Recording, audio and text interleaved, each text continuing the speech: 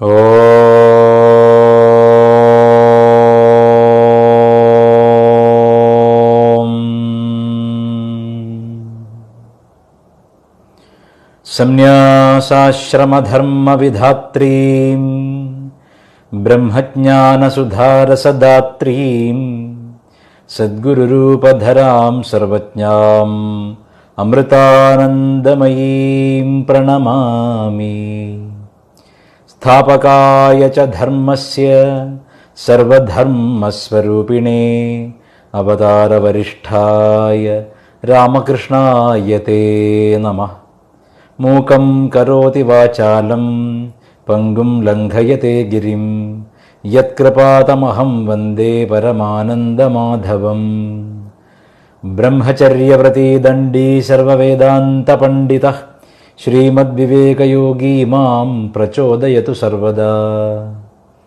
അപാരസച്ചിത്സുഖവാരിരാശേഃ യസ്യോർമിമാത്രം ഭുവനം സമസ്തം ഗുഹാഹിതം തം രമണം ഗഭീരം ചിന്താവിഹീനം ഹൃദി ചിന്തയാമി.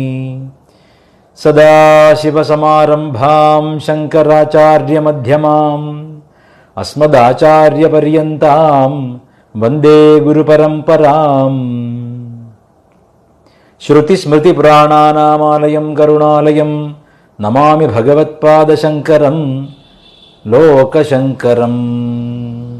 ജയ ജയ ശങ്കര ഹര ഹര ശങ്കര, ജയ ജയ ശങ്കര ഹര ഹര ശങ്കര, ജയ ജയ ശങ്കര ഹര ഹര ശങ്കര, ജയ ജയ ശങ്കര ഹര ഹര ശങ്കര.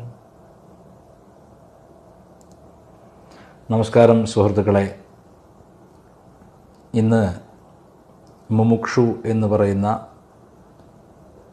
ഈ ആധ്യാത്മിക കൂട്ടായ്മയുടെ ഫേസ്ബുക്ക് പേജിൽ ലൈവ് വരാൻ വേണ്ടി എൻ്റെ സുഹൃത്തായ ശംഭു ആവശ്യപ്പെട്ടതുകൊണ്ടാണ് വന്നിരിക്കുന്നത്. പല പ്രഗത്ഭമതികളായ പ്രഭാഷകരും ഇതിൽ ലൈവ് വരുന്നുണ്ടെന്നറിഞ്ഞ് 2 ആഴ്ച മുമ്പേ തന്നെ എന്നോട് ബന്ധപ്പെട്ടിരുന്നു. ഈ മുമുക്ഷു തുടങ്ങുന്ന സമയത്ത് തന്നെ ഒരു വീഡിയോ തരുവാൻ ആവശ്യപ്പെട്ടിരുന്നു. അന്ന് ഒരുപാട് ക്ഷേത്ര പരിപാടികളുള്ളത് കൊണ്ട് സ്വസ്ഥമായ ഒരു ലൈവ് നൽകാൻ സാധിച്ചില്ല. ഇന്ന് അതിൻ്റെ കൂടെ കുറ തീർക്കാൻ വേണ്ടിയാണ് ഇപ്പോൾ നമ്മൾ ലൈവ് വന്നിരിക്കുന്നത്. എനിക്ക് പരിചയമുള്ള പലരുടെയും പേരുകൾ ഇതിൽ കാണുന്നുണ്ട്. എല്ലാവർക്കും നമസ്കാരം. ഇന്ന് നമ്മൾ ചർച്ച ചെയ്യുന്ന വിഷയം ഭഗവാൻ ശ്രീ രമണ മഹർഷി രചിച്ച അരുണാചല പഞ്ചരത്നം എന്ന് പറയുന്ന കൃതിയാണ്. ഇത് പറയുന്നതിന് മുമ്പ് ഭഗവാൻ ശ്രീ രമണ മഹർഷിയുടെ ഗരിമ, ഭാരതത്തിൻ്റെ ആധ്യാത്മിക നഭസ്യർ എത്ര വലുതാണെന്ന് നമ്മൾ മനസ്സിലാക്കണം. രമണ മഹർഷി എന്ന് പറയുമ്പോൾ ഒരു പക്ഷേ ആദിശങ്കരന് ശേഷം ഭാരതത്തിൻ്റെ വേദാന്ത സപര്യയെ മുഴുവൻ ഒറ്റ ചോദ്യത്തിൽ ഒതുക്കിയ മഹാനാണ്. ഹൂ ആം ഐ, ഞാൻ യാർ, ഞാൻ ആരാണ് എന്നിങ്ങനെ പല ഭാഷയിൽ ചോദിക്കുന്ന ഒരേ ചോദ്യം, എല്ലാവരും അന്വേഷിക്കേണ്ടുന്ന ഏറ്റവും കാതലായ ചോദ്യമാണ് ഞാൻ ആര് എന്നത്. ഞാൻ ആര് എന്ന ചോദ്യത്തിന് ഉത്തരം കണ്ടെത്തിയവനാണ് മഹാത്മാവ് എന്നറിയപ്പെടുന്നത്. അവനെയാണ് മഹാത്മാവെന്ന് വിളിക്കേണ്ടത്. മഹർഷി ഞാനാര് എന്ന ആദ്യത്തെ അദ്ദേഹത്തിൻ്റെ ഉപദേശവാക്യങ്ങളുടെ സമാഹാരം ഞാൻ വളരെ കാലം മുമ്പ്, ഒരു 15 വയസ്സ് കാണും, അമ്മയെ കണ്ട് വള്ളിക്കാവ് ആശ്രമത്തിൽ, അമ്മയുടെ ആശ്രമത്തിൽ അമ്മയെ കാണാൻ പോയപ്പോൾ ദർശനം കഴിഞ്ഞ് കിട്ടിയ ഒരു ഒഴിവ് വേളയിൽ ഞാനും എൻ്റെ ഒരു സുഹൃത്തും കൂടെ, അയാളൊരു വൈഷ്ണവ ഭക്തനാണ്, അദ്ദേഹം ഒരു കൃഷ്ണഭക്തനാണ്. മാത്രവുമല്ല അദ്ദേഹം സദാ ചൈതന്യ മഹാപ്രഭുവിൻ്റെയും രാമകൃഷ്ണദേവൻ്റെയും ഒക്കെ പുസ്തകങ്ങളാണ് വായിക്കുന്നത് എന്ന് എന്നോട് പറഞ്ഞു. എൻ്റെ പ്രായം തന്നെയാണെങ്കിലും എന്നേക്കാൾ വളരെ പക്വത ഉണ്ടായിരുന്ന ഒരു കുട്ടിയായിരുന്നു അദ്ദേഹം. ഇപ്പോൾ അദ്ദേഹത്തിന് വിവാഹം കഴിഞ്ഞു, കുടുംബസ്ഥനായി ജീവിക്കുന്നു. ഞാൻ അത്രയൊന്നും എൻ്റെ വികൃതികളും തമാശകളും ഒക്കെ ആയിട്ടുള്ള ആ സമയത്ത് പോലും എനിക്ക് ധ്യാനം എന്താണ് എന്ന് വെച്ചാൽ എനിക്കറിയില്ലായിരുന്നു. ഇപ്പം എന്നോട് ഒരാൾ ചോദിക്കുക എന്താ ധ്യാനം എന്ന് വെച്ചാൽ എനിക്കറിയില്ല. എന്തോ ഒരു വസ്തുവിനെ നോക്കിയിരിക്കുക, അല്ലെങ്കിൽ ഒരു വിളക്കിലേക്ക് നോക്കിയിരിക്കുക എന്നൊക്കെയുള്ള അറിവുണ്ട്. വേദം സാമ്പ്രദായികമായി പഠിച്ചെങ്കിലും ഈ ധ്യാനം, ഇന്നത്തെ കാലത്തെ മെഡിറ്റേഷൻ എന്ന് പറയുന്നൊന്നും അങ്ങനെയൊന്നും പറഞ്ഞാൽ എനിക്കത് അറിയില്ലായിരുന്നു. അങ്ങനെ ഒഴിവ് സമയം കിട്ടിയപ്പോൾ അമ്മയുടെ ആശ്രമത്തിൻ്റെ കാളിക്കോവിലിൻ്റെ നേരെ വിപരീതമായിട്ട് ഓപ്പോസിറ്റായിട്ട് ഒരു അഭിമുഖമായിട്ടൊരു വലിയ ബിൽഡിംഗ് ഉണ്ട്. ആ ബിൽഡിങ്ങിന് മേലെ ഞങ്ങൾ ഓടിക്കയറി, തമാശയ്ക്ക് ഇങ്ങനെ പടികൾ ഓടി കുട്ടികളല്ലേ, ഓടി ഇങ്ങനെ പടികൾ കയറി എത്രയോ വലിയ ബിൽഡിങ്ങാണ്. അതിൻ്റെ മുകളിലെത്തിയപ്പം അവിടെ മറ്റേ ആൾ എന്ത് ചെയ്തു വെച്ചാൽ ഒരു ടെറസിൻ്റെ തണൽ കണ്ടെത്തിയിട്ട് അവിടെ ഇരുന്ന് ഇങ്ങനെ എന്തോ ഒരു നാമം ജപിക്കുകയോ എന്തോ വൈഷ്ണവമായ എന്തോന്ന്, എനിക്ക് പുസ്തകം വായിക്കുകയാണോ അറിയില്ല, നാമം ജപിക്കുകയാണെന്ന് തോന്നുന്നു. ആൾ നാമം ജപിക്കാൻ വേണ്ടി അവിടെ ഇരുന്നു. അപ്പോൾ എനിക്കാണെന്ന് വെച്ചാൽ അതിനൊന്നും അന്ന് താല്പര്യമില്ലായികയല്ല, അങ്ങനത്തെ ഒരു മെഡിറ്റേഷൻ എന്നും പറഞ്ഞാൽ എനിക്ക് അന്ന് അറിയില്ല. നമ്മൾ ജപിക്കുന്നു, വേദം ജപിക്കുന്നു, മന്ത്രം ജപിക്കുന്നു, അതിലുപരി മന്ത്രജപം എന്നതിലുപരി ഒരു മെഡിറ്റേഷൻ എന്നും പറഞ്ഞ് എനിക്കറിയില്ലായിരുന്നു. അങ്ങനെ ഞാൻ അവിടെയൊക്കെ ചുമ്മാ ഇങ്ങനെ ടെറസിൻ്റെ അവിടെയൊക്കെ ഓടി നടന്ന് ഇപ്പോൾ കുറച്ച് പുസ്തകങ്ങൾ ഇങ്ങനെ പിന്നെ കെട്ടി വെച്ച നിലയിൽ ഇങ്ങനെ കിടക്കുന്നു. കുറേ എണ്ണമുണ്ട്, അതിങ്ങനെ ചിതറി കിടക്കുന്നു. ചിലത് അടുക്കി വെച്ചിട്ടുണ്ട്.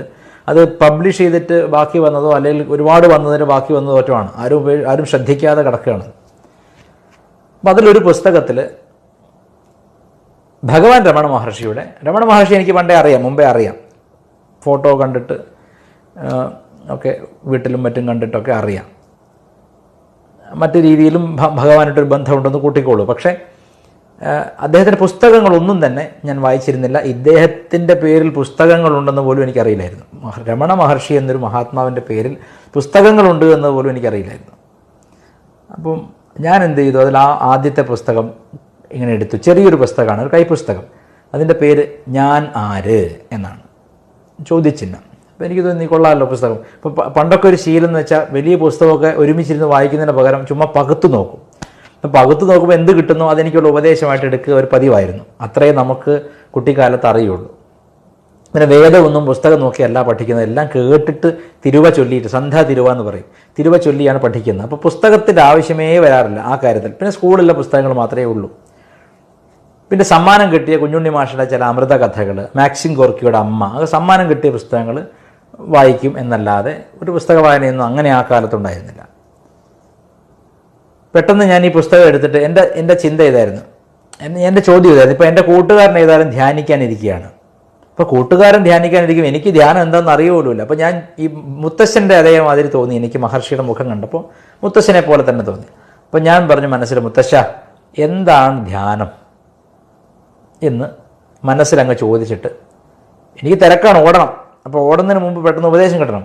അപ്പോൾ ഞാൻ ചുമ്മാ പുസ്തകം ഇങ്ങനെ പകുത്ത സമയത്ത് ഞാൻ കണ്ട വാക്യം ഇതാണ്. ആരോ ഭഗവാനോട് ചോദിക്കുകയാണ്, എന്താണ് ധ്യാനം, എന്താണ് ജപം എന്ന് ചോദിക്കുകയാണ്. അപ്പോൾ ഭഗവാൻ ഒറ്റ ഉത്തരം പറയുകയാണ്, ചിന്തകളെ അവ ഉദിക്കുന്ന ഇടത്തിൽ അടക്കലാണ് ധ്യാനം, അതുതന്നെയാണ് ജപം, അതുതന്നെയാണ് തപസ്സും.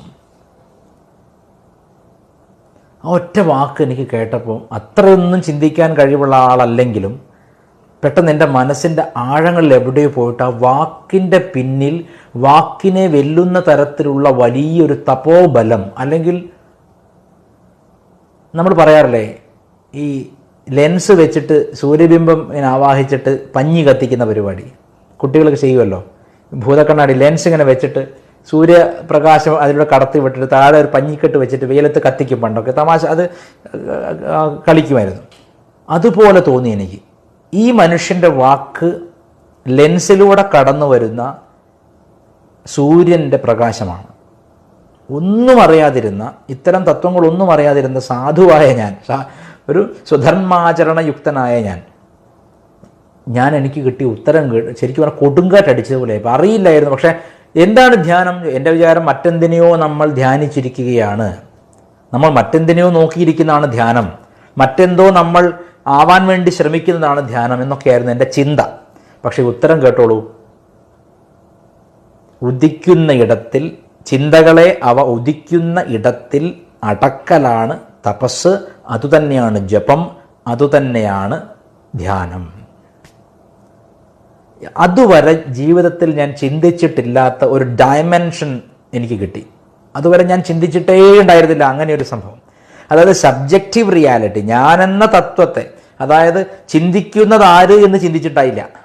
ചിന്തകൾ പലതും നമുക്കൊക്കെ ഉണ്ട്, നമുക്കെല്ലാവർക്കും പല 10,000-കണക്കിന് ചിന്തകളുണ്ട്. ആര് ചിന്തിക്കുന്നു? ചിന്തകൾ തുടങ്ങുമ്പോഴേ അവ തുടങ്ങുന്നിടത്ത് ഒതുക്കി വയ്ക്കാൻ, അടക്കിയിരുത്താൻ പറ്റുമോ? അതാണ് ധ്യാനം എന്ന് പറഞ്ഞപ്പോൾ എനിക്ക് വലിയൊരു ഉപദേശവാക്യം കിട്ടി. അതായത് എന്നെ വലിയൊരു എന്താ പറയുക, ഒരു അനാഥന് ഒരു നാഥനെ കിട്ടിയതുപോലെയായിരുന്നു ആ വാക്യം. ഒറ്റ ഒരു വാക്യം കൊണ്ട് ഒരു മനുഷ്യനെ ആധ്യാത്മികതയുടെ ഏറ്റവും ഉയർന്ന തത്വം വെളിപ്പെടുത്തി കൊടുക്കാൻ കഴിവുള്ള അപൂർവ മഹാത്മാക്കളെ ഭൂമിയിലുണ്ടായിട്ടുള്ളൂ. രമണ മഹർഷി ഒരു വാക്ക് പറഞ്ഞതിൻ്റെ പേരിൽ ഒരു 10,000 പ്രഭാഷകരെങ്കിലും ഇന്ത്യയിൽ ഉണ്ടായിട്ടുണ്ട്. എൻ്റെ അർത്ഥം, മഹർഷി ഒരു വാക്ക് പറയുമ്പോൾ അത് വിശദീകരിച്ച് ജീവിക്കുന്ന 10,000-കണക്കിന് പേരുണ്ടായി എന്ന് ഞാൻ പറഞ്ഞതിൻ്റെ അർത്ഥം, ഭഗവാന്റെ ഒരു വാക്കിന് 10,000 പേരുടെ കോടി വാക്കുകളുടെ ബലമാണ്. ആ കോടി വാക്കുകളിൽ പോലും പ്രകാശിതമാവാതിരിക്കുകയാണ്. അത് പ്രകാശിതമാവണമെങ്കിൽ വാക്കടങ്ങി, മനസ്സടങ്ങി, ചിന്തകൾ തുടങ്ങുന്ന ഇടത്തിൽ ഒതുങ്ങിയിരുന്നാൽ മാത്രം സിദ്ധമാവുന്ന അനുഭവമാണ് മഹർഷി. അങ്ങനെയുള്ള രമണ മഹർഷി തൻ്റെ മരണാനുഭവത്തിലൂടെയാണ് ഈ ഒരു ചിന്താഗതി അദ്ദേഹത്തിന് വരുന്നത്. ഈ മരണാനുഭവം എന്ന് പറഞ്ഞാൽ എന്താണ്? ശരിക്ക് നമ്മൾ പറയും മൃത്യവേ സ്വാഹ, മൃത്യവേ സ്വാഹ എന്ന് പറയും വേദത്തിൽ. മൃത്യുവിനായിക്കൊണ്ട് ഞാൻ എന്നെ തന്നെ കൊടുക്കുകയാണ്, സ്വാഹാകാരത്തോടെ അഗ്നിക്ക് സമർപ്പിക്കുകയാണ്. അഗ്നിക്ക് സമർപ്പിക്കുന്നത് പോലെ മൃത്യുവിന് എൻ്റെ അഹന്തയെ സമർപ്പിക്കുകയാണ്. അസാധാരണമായ ധൈര്യം, യോഗബലം, ഇതൊന്നും പൂർവജന്മത്തിൽ സിദ്ധിച്ചിട്ടില്ലാത്തവർക്ക് ഈ പാത എളുപ്പമല്ല. രമണ മഹർഷി എന്ന് കേൾക്കാൻ വലിയ ഇഷ്ടമാണ്. രമണ മഹർഷി എന്ന് കേൾക്കുമ്പോൾ ഖേമം, ഗംഭീരം, ഒരുപാട് പറയാനുണ്ട്, പൊലിപ്പിച്ച് പറയാനുണ്ട്. പക്ഷേ ആ പാത നമ്മൾ വിചാരിക്കുന്ന അത്ര എളുപ്പമല്ല. അതിന് അത്യധികം ഏകാഗ്രമായ ഒരു ചിത്തമുണ്ടാവണം. ആ ചിത്തമാണ് നമ്മുടെ ഉള്ളിൽ ഹൃദയത്തിൽ ആ അനുഭവം, ചിന്തകൾ ഒടുങ്ങിയ, ചിന്തകൾ ഉദിത്ത ഇടത്തിൽ അടക്കൽ എന്ന് ഭഗവാൻ പറഞ്ഞ ആ പരിപാടി നമുക്ക് മനസ്സിലാവണമെങ്കിൽ അത്യന്തം സൂക്ഷ്മമായ ഒരു മനസ്സുണ്ടാവണം. അങ്ങനെ ഏകാഗ്രമായ ഒരു മനസ്സുണ്ടാവാൻ ഞാൻ എന്ത് ചെയ്യണം? ഏകാഗ്രമായ മനസ്സിന് വേണ്ടി ജപിക്കണം, പുരസ്ചരണാദികൾ ചെയ്യണം. ഇഷ്ടമൂർത്തിയുടെ മന്ത്രത്തെ ഏകാഗ്രമായി സദാ നിരന്തരം ഒരു പൊഴുതു നീങ്ങാതെ ജപിച്ചു കൊള്ളണം. അങ്ങനെ ജപിച്ച് സ്ഫുടം ചെയ്ത് ഏകാഗ്രമാക്കിയ മനസ്സിൽ എളുപ്പത്തിൽ ഭഗവാൻ രമണ മഹർഷിയുടെ വിദ്യ ശോഭിക്കും. ഇല്ലെങ്കിൽ ഭഗവാൻ രമണ മഹർഷിയുടെ 100 പുസ്തകം വാങ്ങിവെച്ച് അതൊക്കെ വായിച്ച് കുറേ പ്രഭാഷണം കേട്ട് എനിക്ക് കിട്ടിപ്പോയെന്ന് കരുതി വിഡ്ഢിയുടെ സ്വർഗത്തിൽ കഴിയാം. ഏത് വേണമെന്നുള്ളത് പ്രേക്ഷകരുടെ ചോയ്സാണ്. നിങ്ങൾക്ക് ഭഗവാൻ രമണ മഹർഷി പറഞ്ഞ ആ അത്യന്ത ആനന്ദകരമായ ബ്രഹ്മാനുഭൂതി വേണമോ, അതോ ബ്രഹ്മാനുഭൂതിയെപ്പറ്റി പറയപ്പെട്ട 10,000 റെക്കോർഡുകൾ കേൾക്കണോ എന്നത് നിങ്ങളുടെ തീരുമാനമാണ്. ഭഗവാൻ ശ്രീരാമകൃഷ്ണദേവൻ പറയാറുണ്ട്, ഒരാൾക്ക് വിശക്കണം, നല്ല വിശപ്പാണ്, വിശക്കുന്ന ആൾക്ക് ആഹാരമാണ് ആവശ്യം. അയാൾ വഴിയിൽ നടന്നു പോകുമ്പോൾ ചോദിക്കുകയാണ്, ഏട്ടാ എവിടെയാണ് ആഹാരം, അന്നദാനശാല എവിടെയുള്ളത്? നോക്കൂ, ആ ക്ഷേത്രത്തിൽ അന്നദാനമുണ്ട്, പോയിക്കോളൂ എന്ന് പറയുമ്പോൾ പിന്നെയും 10,000 പേരോട് വഴി ചോദിക്കുകയാണ്. ഇയാൾ വഴിയിൽ നിന്നിട്ട് വരുന്നവരോടൊക്കെ ചോദിക്കുകയാണ്, എനിക്ക് വല്ലാതെ വിശക്കണോ, എവിടെ നിന്ന് ആഹാരം കിട്ടണം, എല്ലാവരോടും ചോദിക്കുകയാണ്. അതിൻ്റെ അർത്ഥം അയാൾക്ക് ശരിക്കും വിശപ്പായിട്ടില്ലെന്നാണ്. ശരിക്കും വിശപ്പായിട്ടുള്ളവൻ ആദ്യത്തെ ഉത്തരത്തിൽ തന്നെ തൃപ്തനായിട്ട് നേരെ അന്നക്ഷേത്രത്തിലേക്ക് പോവുകയും ആഹാരം കഴിക്കുകയും ചെയ്യുന്നു. അതുപോലെ നമ്മളും 10,000-കണക്കിന് നമ്മൾ പലതും കേൾക്കുന്നു, പലതും വായിക്കുന്നു. അങ്ങനെയല്ല, ഒരു സാധന, ഒരു ഉപാസന ക്രമം നമ്മൾ തുടങ്ങി വെക്കണം. അത് ഏകാഗ്രമായി പിന്തുടരണം, അല്ലെങ്കിൽ അനുഭൂതി ഉണ്ടാവില്ല.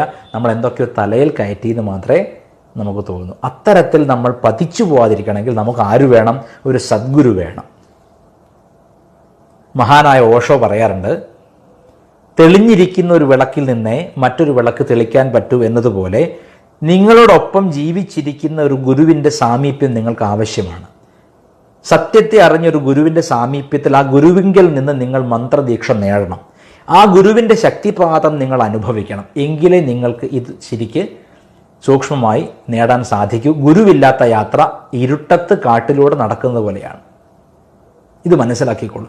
മാതാ അമൃതാനന്ദമയി ദേവി, സദ്ഗുരു ശ്രീ മാതാ അമൃതാനന്ദമയി ദേവി പറയും, ഗുരുവില്ലാത്ത ഒരു ശിഷ്യൻ എത്ര പൂർവജന്മ സംസ്കാരമുണ്ടെങ്കിലും തള്ളയില്ലാത്ത കുഞ്ഞിനെ പോലെയാണ് എന്ന് പറയും. തള്ളയില്ലാത്ത കുഞ്ഞിന് മറ്റു കുഞ്ഞുങ്ങളെക്കാൾ, തള്ളയുള്ള കുഞ്ഞുങ്ങളെക്കാൾ ഒരുപാട് ന്യൂനതയുണ്ട്. വളർത്തി വരുമ്പോൾ ഒരുപാട് ബുദ്ധിമുട്ടുണ്ട്. അതുപോലെ നമുക്കും ഒരു ഗുരു, സദ്ഗുരു, മോക്ഷപ്രാപ്തി നേടിയ ജീവൻ മുക്തനായ ഗുരു, ഒരുപാട് വാക്കുകൾ പറയുന്നവൻ ആണ് ഗുരു എന്ന് ചിന്തിക്കേണ്ട. മോക്ഷപ്രാപ്തി നേടിയ ആൾ, ബ്രഹ്മാനുഭൂതി നുണയുന്ന ഒരാൾ ഗുരുവായി ഉണ്ടായിരിക്കണം. ഇത് ഇത്രയും പറഞ്ഞുകൊള്ളട്ടെ. തിരുച്ചുഴി എന്ന സ്ഥലത്താണ് ഭഗവാൻ ശ്രീ രമണ മഹർഷിയുടെ ജന്മം. തിരുച്ചുഴി എന്ന് പറഞ്ഞാൽ സംസ്കൃതത്തിലെ തൃശൂലപുരം, തൃശൂലപുരി, ആ തൃശൂലമാണ് തിരുച്ചുഴി ആയത്. ഭഗവാൻ മഹേശ്വരൻ്റെ തൃശൂലം വന്ന് വീണ ഒരു കുളത്തിൽ ഇന്നും അവിടെ ഈ ആർദ്ര നക്ഷത്ര ദിവസം ചുഴി ഉണ്ടാവുന്നുണ്ട് ആ കുളത്തിൽ നിന്നാണ് വിശ്വാസം. അങ്ങനെ ഒരു ആർദ്ര നക്ഷത്ര സമയത്ത്, തിരുവാതിര നക്ഷത്രത്തിലേക്ക് എത്തുന്നതിന് തൊട്ട് മുമ്പ് പുണർദത്തിൻ്റെ സമയത്ത് രാത്രിയിൽ ദേവനും ദേവിയും ക്ഷേത്രത്തിലേക്ക് തിരിച്ച് എഴുന്നള്ളി ഗർഭഗൃഹത്തിൽ പ്രവേശിക്കുന്ന സമയത്താണ് മഹർഷി ജനിച്ചത്. അവിടെയുള്ള ഭൂമിനാഥസ്വാമി ശ്രീ പരമേശ്വരൻ, ശിവന്റെ ആ ക്ഷേത്രത്തിലെ പേര് ഭൂമിനാഥൻ എന്നാണ്. അവിടുത്തെ സഹധർമ്മിണിയായി പത്നിയായിരിക്കുന്ന പാർവതി ദേവിക്ക് പേര് സഹായവല്ലി എന്നാണ്.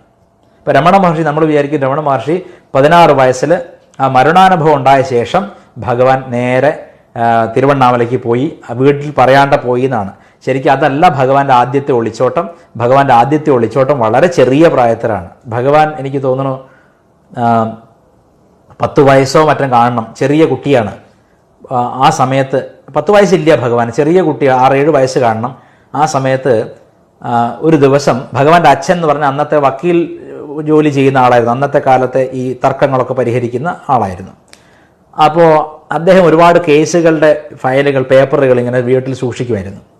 അപ്പം ഭഗവാൻ നല്ല മഴയുള്ളൊരു ദിവസം ഭഗവാനും കൂട്ടുകാരോട് എന്ത് ചെയ്തു, മഴവെള്ളം ഇങ്ങനെ കുതിച്ച് വരുന്നതിൽ നമുക്കൊക്കെ ഇഷ്ടമാണല്ലേ, തോണി ഉണ്ടാക്കി കളിക്കാൻ വലിയ ഇഷ്ടമാണ്. നമ്മൾ തോണി ഉണ്ടാക്കി മഴവെള്ളത്തിൽ ഇങ്ങനെ വിടും, അപ്പോൾ അതിങ്ങനെ പോകുന്നതാണ് ഇഷ്ടം. അപ്പം എല്ലാ കുട്ടികളും വീട്ടിൽ നിന്ന് പേപ്പർ കൊണ്ടുവന്നിട്ട് തോണി ഉണ്ടാക്കാൻ തുടങ്ങിയപ്പോൾ ഭഗവാൻ രമണ മഹർഷിക്കും, വെങ്കട്ടരാമൻ എന്നാണ് അദ്ദേഹത്തിൻ്റെ പേര്, ചെറുപ്പത്തിൽ അദ്ദേഹത്തിന് തോന്നി ഞാനും ഒരു തോണി ഉണ്ടാക്കി കളിക്കാം. അപ്പോൾ വീട്ടിൽ നിന്ന് പേപ്പർ എടുത്തുകൊണ്ടുവന്നത് അബദ്ധവശാൽ അച്ഛൻ്റെ കേസിൻ്റെ പേപ്പറുകളായിരുന്നു. അതെടുത്തിട്ട് ഒരുപാട് തോണി ഉണ്ടാക്കി സുഖമായിട്ട് ഓടിച്ച് മുറിച്ച് നല്ലോണം തോണി ഉണ്ടാക്കി ഒഴുകി കളിച്ചു. വൈകുന്നേരം മഴയൊക്കെ ശമിച്ചപ്പോൾ അച്ഛൻ വന്നു. അച്ഛൻ തെരുവിലൂടെ നടന്നു വരുന്ന സമയത്ത് നല്ല സുപരിചിതമായ കയ്യെഴുത്തുള്ള പേപ്പറുകൾ റോഡിൽ മുഴുവൻ ഇങ്ങനെ തോണിയായിട്ട് ഒഴുകി മണ്ണ് നനഞ്ഞ് കിടക്കണം.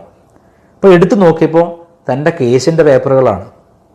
ദേഷ്യം വന്നിട്ട് അച്ഛൻ വീട്ടിലേക്ക് ചെന്ന് മകനെ ഇങ്ങോട്ട് വിളിച്ചു, രമണ മഹർഷി ഇവിടെ വരൂ എന്ന് പറഞ്ഞിട്ട് നല്ലോണം ശകാരിച്ചു. എന്താ നീ കാണിച്ചത്, നിനക്ക് എന്താ ധിക്കാരം, ഈ കേസിൻ്റെ കടലാസ് എടുത്തിട്ടാണോ നീ തോണി ഉണ്ടാക്കി കളിക്കുക എന്നൊക്കെ ചോദിച്ചു ഒരുപാട് വഴക്കുണ്ടാക്കി. അച്ഛൻ ചീത്ത പറഞ്ഞു. ഭഗവാന് വലിയ വിഷമായി. ഇങ്ങനെ അച്ഛൻ ഇങ്ങനെ ചീത്ത പറഞ്ഞുല്ലോ, 5 വയസ്സാണെന്ന് തോന്നുന്നു ഭഗവാൻ, അന്ന് 5-6 വയസ്സ്. അച്ഛൻ ഇങ്ങനെ ചീത്ത പറഞ്ഞുല്ലോ വെച്ചിട്ട് വല്ലാണ്ട് വിഷമായി. അമ്മ എന്ത് വിചാരിച്ചു, അമ്മ അപ്പോൾ അടുക്കളയിൽ അച്ഛൻ വരണമല്ലോ, അപ്പോൾ രാത്രിത്തേക്കുള്ള ആഹാരം ഉണ്ടാക്കുകയാണ് അമ്മ, ദോശ ചുടുകയാണ്. അമ്മ വിചാരിച്ചു കുട്ടിക്ക് ഒരുപാട് ചീത്ത കേട്ടു, നമുക്കൊരു കാര്യം ചെയ്യാം, രാത്രിയിൽ ആഹാരം കഴിക്കുമ്പോൾ 2 ദോശ കൂടുതൽ കൊടുക്കാം, 1 ഗ്ലാസ് പാല് കൂടുതൽ കൊടുക്കാം, ഒന്ന് കൊഞ്ചിച്ച് ഈ അച്ഛൻ ചീത്ത പറഞ്ഞ വിഷമം തീർക്കാമെന്ന് വിചാരിച്ചിട്ട് അമ്മ തൽക്കാലം ഇടപെട്ടില്ല അച്ഛൻ പറയുമ്പോൾ. രമണ ഭഗവാനാകട്ടെ വലിയ വിഷമായി. കുട്ടിയെ കാണാനില്ല. പിന്നെ അച്ഛൻ നോക്കിയിട്ട് കാണില്ല, അമ്മ നോക്കിയിട്ട്, അരമണിക്കൂർ കഴിഞ്ഞു, സന്ധ്യയായി, കുട്ടിയെ കാണാനില്ല. അപ്പോൾ ആദ്യം അമ്മ വിചാരിച്ചു അയാൾ വീട്ടിൽ എവിടെയെങ്കിലും പോയിട്ടുണ്ടാവും എന്ന് വിചാരിച്ചു. അച്ഛനും വിചാരിച്ചു സമാധാനിച്ചു, കളിക്കാൻ പോയിട്ടുണ്ടാവും, വന്നോളൂ എന്ന് വിചാരിച്ചു. ഇരുട്ടായി, 7 മണിയായി, 8 മണിയായി, കുട്ടിയെ കാണില്ല. അമ്മയ്ക്ക് ആകെ പരിഭവമായി. അയൽ വീട്ടിലൊക്കെ പോയി ചോദിച്ചു, അവിടെ ഒന്നും പോയിട്ടില്ല. വലിയ വിഷമായി. അമ്മ ആകെ കരച്ചിലിൻ്റെ വക്കത്തായി, എല്ലാവരും അങ്കലാപ്പിലായി. അച്ഛനും വിഷമായി, ചീത്ത പറഞ്ഞുല്ലോ, വഴക്ക് പറഞ്ഞുല്ലോ, ഇനി അതിൽ പണങ്ങി പോയതാണെന്നുള്ള ചിന്തയിൽ തന്നെ ഇരുന്നു. 9 മണിയായപ്പോൾ തൊട്ടടുത്ത ഭൂമിനാഥ ക്ഷേത്രം, ഞാൻ പറഞ്ഞല്ലോ ഭൂമിനാഥ സ്വാമിയുടെ ക്ഷേത്രത്തിൽ നട അടയ്ക്കുന്ന മണി മുഴങ്ങി. 9 മണിയായപ്പോൾ മണി അടിച്ചു. മണി അടിച്ചൊരു 5 മിനിറ്റ് കഴിഞ്ഞപ്പോൾ ആ ക്ഷേത്രത്തിലെ മേൽശാന്തി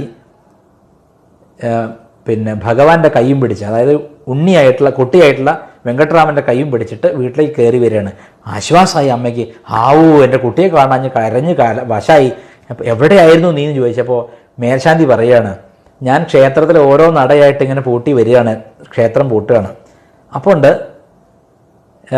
പാർവതി ദേവിയുടെ ക്ഷേത്രത്തിൽ പാർവതി ദേവിയുടെ വിഗ്രഹത്തിൻ്റെ പിന്നിൽ, സഹായവല്ലി എന്നാണ് അമ്മയുടെ പേര്, ആ സഹായവല്ലി മാതാവിൻ്റെ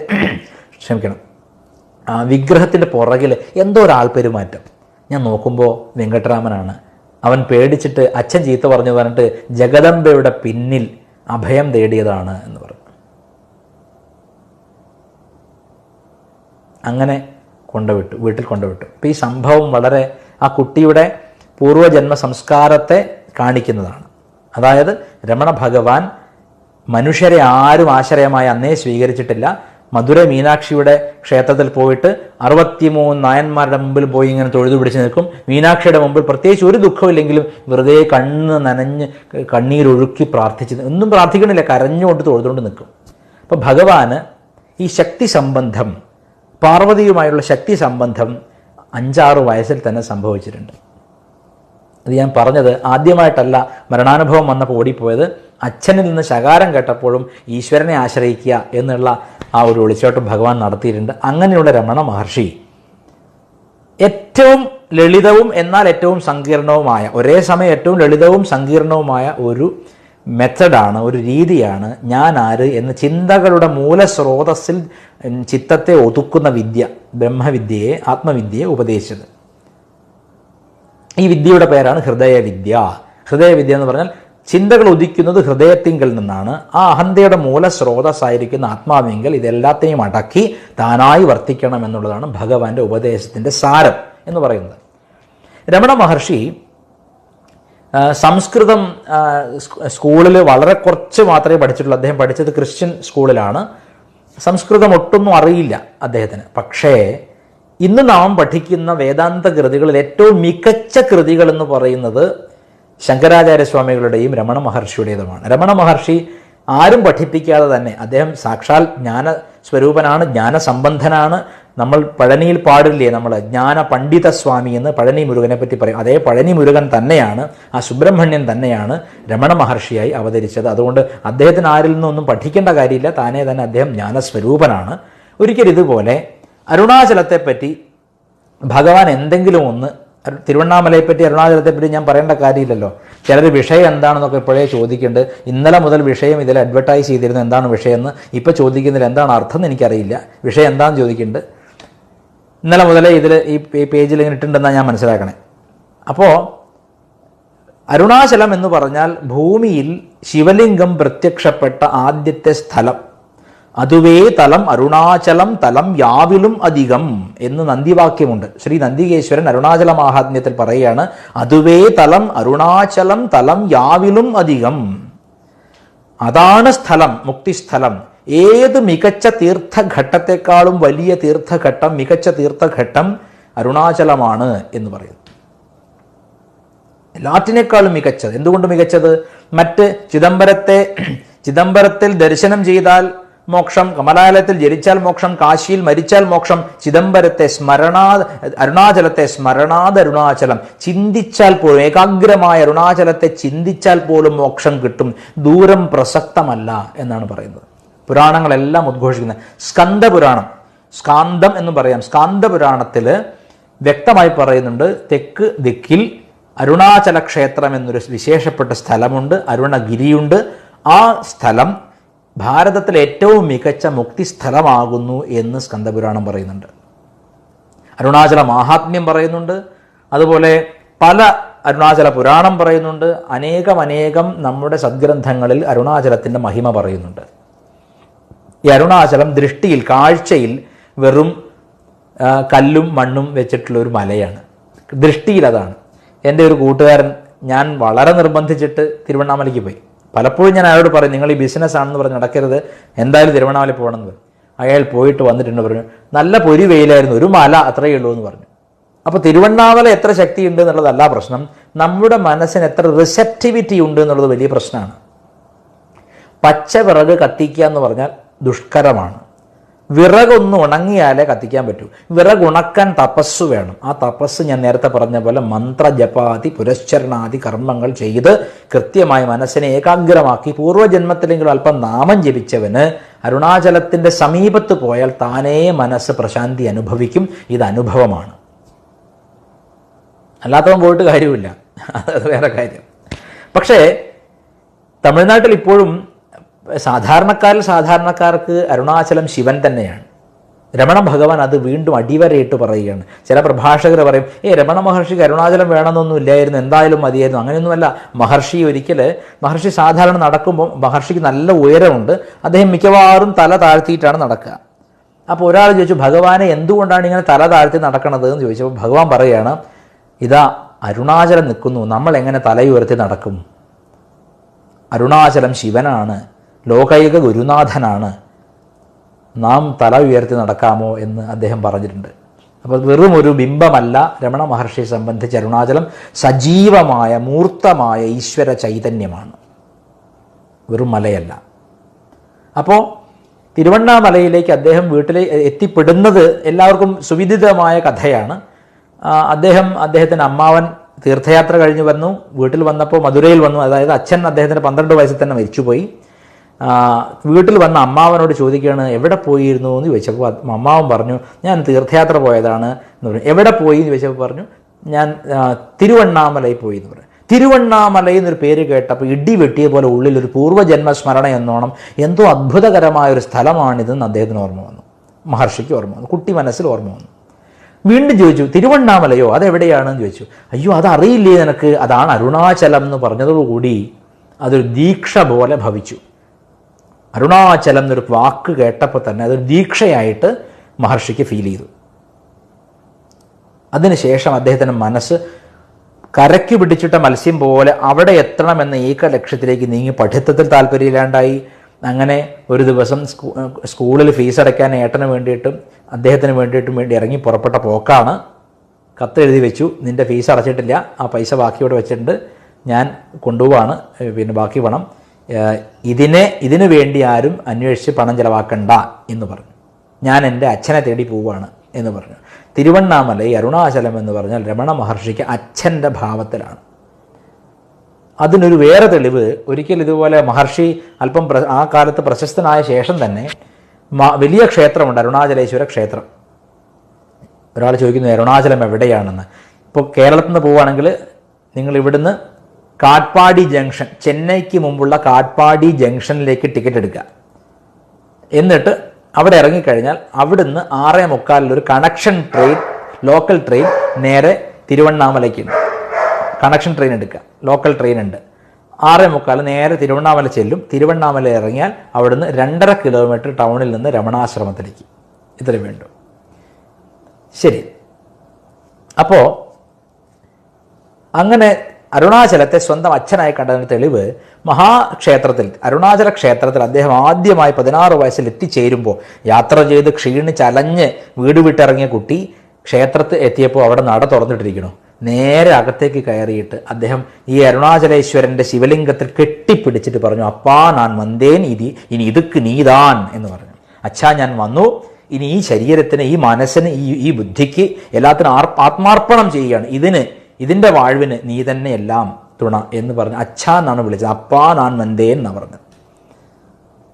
ഇന്ന് ചിലർ പ്രഭാഷണം പഠിച്ച് പണിക്കരാവെന്ന് പറഞ്ഞാൽ പഠിച്ച് ചിലർ പറയണേ അരുണാചലം വേണമെന്നില്ലായിരുന്നു അദ്ദേഹത്തിന്, എന്തായാലും മതിയായിരുന്നു. അങ്ങനെയല്ല, പിതൃസ്ഥാനമാണ്, അത് നിഷേധിക്കാൻ പറ്റുന്നതല്ല. അദ്ദേഹം തന്നെ പലവരും ആവർത്തിച്ചിട്ടുണ്ട്, ഇത് സാധാരണ സ്ഥലമല്ല. അങ്ങനെയാണ്. അരുണാചലേശ്വര ക്ഷേത്രത്തിൽ പോയി അതിനുശേഷം അദ്ദേഹത്തിൻ്റെ കുണ്ടലിനി പ്രസാരം വളരെ ഉയർന്നിരുന്നുകൊണ്ട് ശരീരം ചുട്ടുപൊള്ളിയിരുന്നു. അരുണാചലേശ്വരൻ്റെ ശിവലിംഗത്തിൽ ഭഗവാൻ രമണ മഹർഷി കെട്ടിപ്പിടിച്ച ആ നിമിഷം അദ്ദേഹത്തിന് അമൃതവർഷമുണ്ടായി എന്നാണ്.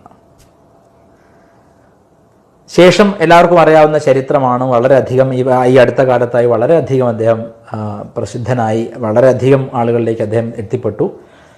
പക്ഷേ മഹർഷിയുടെ മാഹാത്മ്യം ഇതൊന്നുമല്ല, ഇതിലൊന്നും നിലയ്ക്കുന്ന മാഹാത്മ്യമല്ല ഭഗവാനുള്ളത്.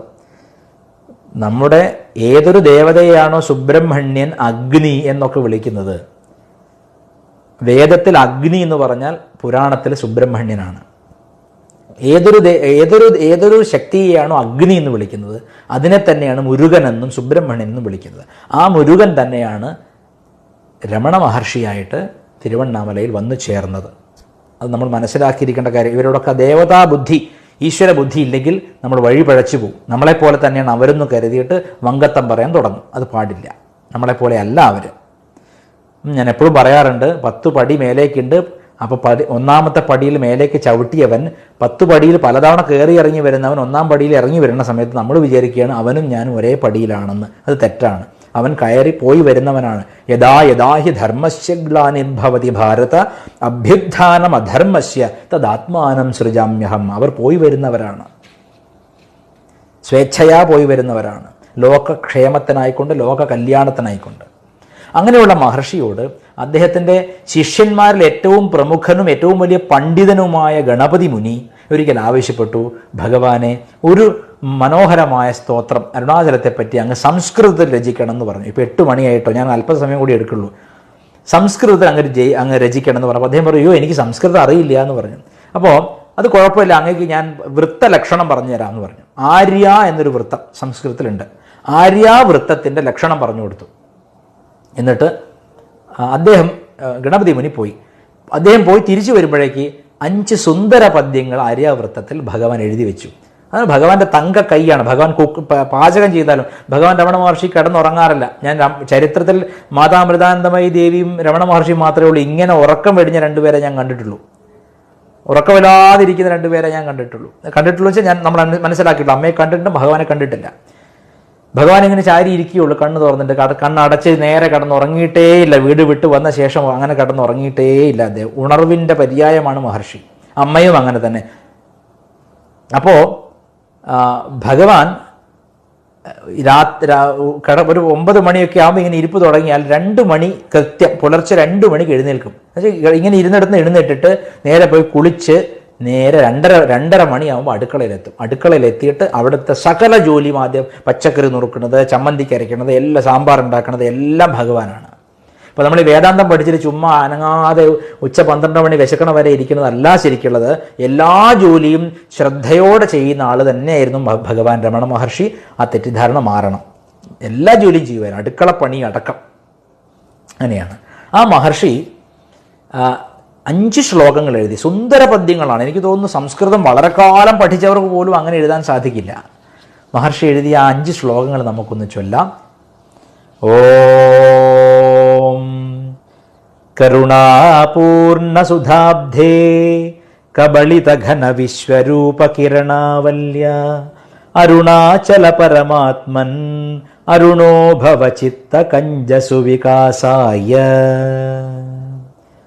ത്വയ്യരുണാചല സർവം. അത് ആദ്യത്തെ കഴിഞ്ഞു. കരുണാപൂർണസുധാബ്ധേ കബളിത ഘന വിശ്വരൂപകിരണാവല്യ അരുണാചല പരമാത്മൻ അരുണോ ഭവ ചിത്തകഞ്ജസു വികാസായ. 1ാമത്തെ ശ്ലോകമാണ്. അരുണാചലത്തിനോടൊരു പ്രാർത്ഥനയും കൂടെയാണ്. കരുണയാൽ നിറഞ്ഞ ഭക്തന്മാരോട്, ഈ സംസാര ചക്രത്തിൽപ്പെട്ടുഴലുന്ന ജീവന്മാരോടുള്ള കാരുണ്യം കൊണ്ട് ഒരു മലയായി ഞങ്ങളുടെ ഇടയിൽ വന്നു നിൽക്കുന്ന ലോകത്തിലെ ഏറ്റവും വലിയ ശ്രീചക്രം, ലോകത്തിലെ ഏറ്റവും വലിയ ശിവലിംഗം, അത് അരുണാചലമാണ്, തിരുവണ്ണാമലയാണ്. തിരുജ്ഞാന സംബന്ധരും അപ്പർസ്വാമികളും സുന്ദരമൂർത്തി നായനാരും മാണിക്യവാശകരും എല്ലാവരും സ്തുതിച്ച പുകഴ്പെറ്റ മലയാണ് ശിവസ്വരൂപമായ തിരുവണ്ണാമലൈ. അരുണാചലം, അണ്ണാമലൈ എന്നൊക്കെ പറയുന്നത്. സത്യത്തിൽ മഹർഷി എഴുതിയ ഒരു ശ്ലോകം വ്യാഖ്യാനിക്കാൻ ഒരു ദിവസം മുഴുവൻ വേണം. നമ്മളിപ്പോൾ വളരെ ചുരുങ്ങിയ സമയത്തിലൊന്ന് ഓടിച്ചു പോകാനേ നമ്മുടെ സമയക്കുറവുകൊണ്ട് സാധിക്കൂ. പിന്നീട് എപ്പോഴെങ്കിലും വിശേഷമായിട്ട് ഇതേപ്പറ്റി പറഞ്ഞുകൊള്ളാം ആവശ്യമെങ്കിൽ. 1ാമത്തെ ശ്ലോകം കരുണാപൂർണ സുധാബ്ധേ കബളിത ഘന വിശ്വരൂപകിരണാവല്യ അരുണാചല പരമാത്മൻ അരുണോഭവ ചിത്തകഞ്ജസുവികാസായ. മനസ്സിനെ ഒരു താമരമൊട്ടായിട്ട് സങ്കല്പിക്കുകയാണ്. ചിത്തകഞ്ജം, മനസ്സാകുന്ന പൂമൊട്ട്, താമരമൊട്ട്, പൂമൊട്ട്. അരുണാചലത്തെ ആവട്ടെ സൂര്യനോട് ഉപമിക്കുകയാണ്. ആദ്യം തന്നെ സൂര്യന്റെ പ്രത്യേകത എന്താണ്? പ്രബോധ ഭാസ്കരൻ, അതായത് നമ്മെ ഉണർത്തുന്ന ഗുരുസ്വരൂപനായിട്ട് അരുണാചലത്തെ കാണുകയാണ്. ഭഗവാൻ രമണ മഹർഷി ഗുരുവായിട്ട് അരുണാചലത്തെ കാണുകയാണ്. എന്താണ് ഗുരുവിൻ്റെ ജോലി? ശിഷ്യന്റെ മൂടിയിരിക്കുന്ന, അഹന്ത കൊണ്ട് മൂടിയിരിക്കുന്ന അജ്ഞാനേന ആമൃതം ജ്ഞാനം തേന മുഹ്യന്തി ജന്തവ എന്ന് ഗീതയിൽ പറയുന്നു, ഭഗവത്ഗീത. അജ്ഞാനം കൊണ്ട് ജീവന്മാർ മൂടിയിരിക്കുന്നു, അതുകൊണ്ട് അവർ മോഹിച്ച് വശായി പോകുന്നു ലോകത്തിൽ എന്ന് പറയുന്നു. ആ അജ്ഞാനം കൊണ്ട് മൂടിയിരിക്കുന്ന ചിത്തകഞ്ചത്തെ എങ്ങനെ തുറക്കാൻ പറ്റും? ഗുരുവായിരിക്കുന്ന, സദ്ഗുരുവായിരിക്കുന്ന അരുണാചലത്തെ ആശ്രയിച്ചാൽ തുറക്കാൻ പറ്റും. അരുണാചലം അപ്പോൾ എന്തായി മാറും? നമുക്ക് മുമ്പിൽ സൂര്യനെ പോലെ അദ്ദേഹത്തിൻ്റെ കിരണാവലികൾ, കരുണയാകുന്ന കിരണാവലികൾ നമ്മളിലേക്ക് പായിച്ച് നമ്മളുടെ ഹൃദയമാകുന്ന താമരമുട്ടിനെ വിടർത്തും എന്നാണ്. അരുണാചല പരമാത്മൻ. നോക്കൂ, എപ്പോഴും നമ്മുടെ ഗുരുവിനോട് നമുക്ക് ഈശ്വരനോടുള്ള ഭക്തി ഉണ്ടായിരിക്കണം. എത്രത്തോളം ഈശ്വര ഭക്തി ഉണ്ടോ അത്രത്തോളം തന്നെ ഗുരുവിനോട്. ഗുരു ഈശ്വരനേക്കാൾ ഒട്ടും താഴെയല്ല. ഗുരുരേവ പരബ്രഹ്മ, ഗുരുർ ബ്രഹ്മ, ഗുരുർ വിഷ്ണു, ഗുരുർ ദേവോ മഹേശ്വര, ഗുരു സാക്ഷാത് പരം ബ്രഹ്മ. സാക്ഷാത് പരബ്രഹ്മമാണ് അരുണാചലം. ആ അരുണാചലത്തെ ഗുരുവായി കാണുക. അപ്പൊ എന്താ ഉണ്ടാവുക? കരുണാപൂർണ സുധാബ്ധേ. ബാഹ്യമായി കല്ലിൻ്റെയും മണ്ണിൻ്റെയും മലയായി കാണപ്പെടുന്നുവെങ്കിലും അങ്ങ് ആരാണ്? ജ്ഞാനികളുടെ ദൃഷ്ടിയിൽ അങ്ങ് സാക്ഷാൽ ശിവനാണ്. കരുണ നിറഞ്ഞ ഹൃദയമുള്ളവനാണ്. കരുണാപൂർണ സുധാബ്ധിയാണ്. കരുണ നിറഞ്ഞ അമൃതക്കടലാണ്. അത് മഹർഷി തമിഴിൽ എഴുതിയിട്ടുണ്ട്. അരുൾ നിറൈവാന അമുദക്കടലേ എന്നാണ് വിളിച്ചിരിക്കുന്നത്. അരുൾ നിറൈവാന അമുദക്കടലേ, അരുൾ നിറൈവാന അമുദക്കടലേ എന്ന് വിളിച്ചിരിക്കുകയാണ്. അരുൾ നിറഞ്ഞിരിക്കുന്ന, അനുഗ്രഹം നിറഞ്ഞിരിക്കുന്ന, കരുണ നിറഞ്ഞിരിക്കുന്ന അനുഗ്രഹത്തിൻ്റെ വലിയ കടലാണ് അരുണാചലം. കരുണാപൂർണ സുധാബ്ധേ കബളിത ഘനവിശ്വരൂപ കിരണാവല്യ. നമ്മെ സംബന്ധിച്ച് ജീവന് നാലവസ്ഥ. വിശ്വൻ, തൈജസൻ, പ്രാജ്ഞൻ, തുര്യൻ. വിശ്വൻ എന്ന് പറയുന്നത് ഈ ലോകം സത്യമാണെന്നും അതിലെ അനുഭവങ്ങൾ സത്യമാണെന്നും വിചാരിച്ച് കരയുകയും ചിരിക്കുകയും ശോകം അനുഭവിക്കുകയും സുഖമനുഭവിക്കുകയും അങ്ങോട്ടും ഇങ്ങോട്ടും കുരങ്ങനെ പോലെ ചാടിക്കൊണ്ട് ലോകാനുഭവങ്ങൾ ശരിയെന്ന് വെക്കുന്ന, ഭൗതിക ലോകം ശരിയാണെന്ന് ചിന്തിക്കുന്ന ആളാണ് വിശ്വൻ. അതാണ് ജീവന്റെ ലോകം ശരിയെന്ന് വിചാരിക്കുമ്പോഴൊക്കെ നമ്മൾ വിശ്വജീവനാണ്. എന്ന് വെച്ചാൽ ഒരാൾ മരിച്ച വാർത്ത കേട്ടു, തളർന്നുപോയി, ഉടനെ നമ്മളുടെ ആ വിശ്വഭാവം ഉണ്ടാവുകയാണ് ജീവന്റെ. അങ്ങനെ ലോകം ശരിയെന്ന് വകവയ്ക്കുന്ന എല്ലായ്പ്പോഴും വിശ്വഭാവത്തിലാണ് ജീവൻ ഇരിക്കുന്നത്. തൈജസഭാവമാവട്ടെ സ്വപ്നത്തിൽ വളരെ സ്വപ്ന ലോകത്ത് സഞ്ചരിച്ച് തൈജസ മണ്ഡലത്തിൽ സഞ്ചരിക്കുമ്പോൾ ആ സ്വപ്ന ലോകത്തിൽ അഭിനവിക്കുന്നവൻ തൈജസൻ.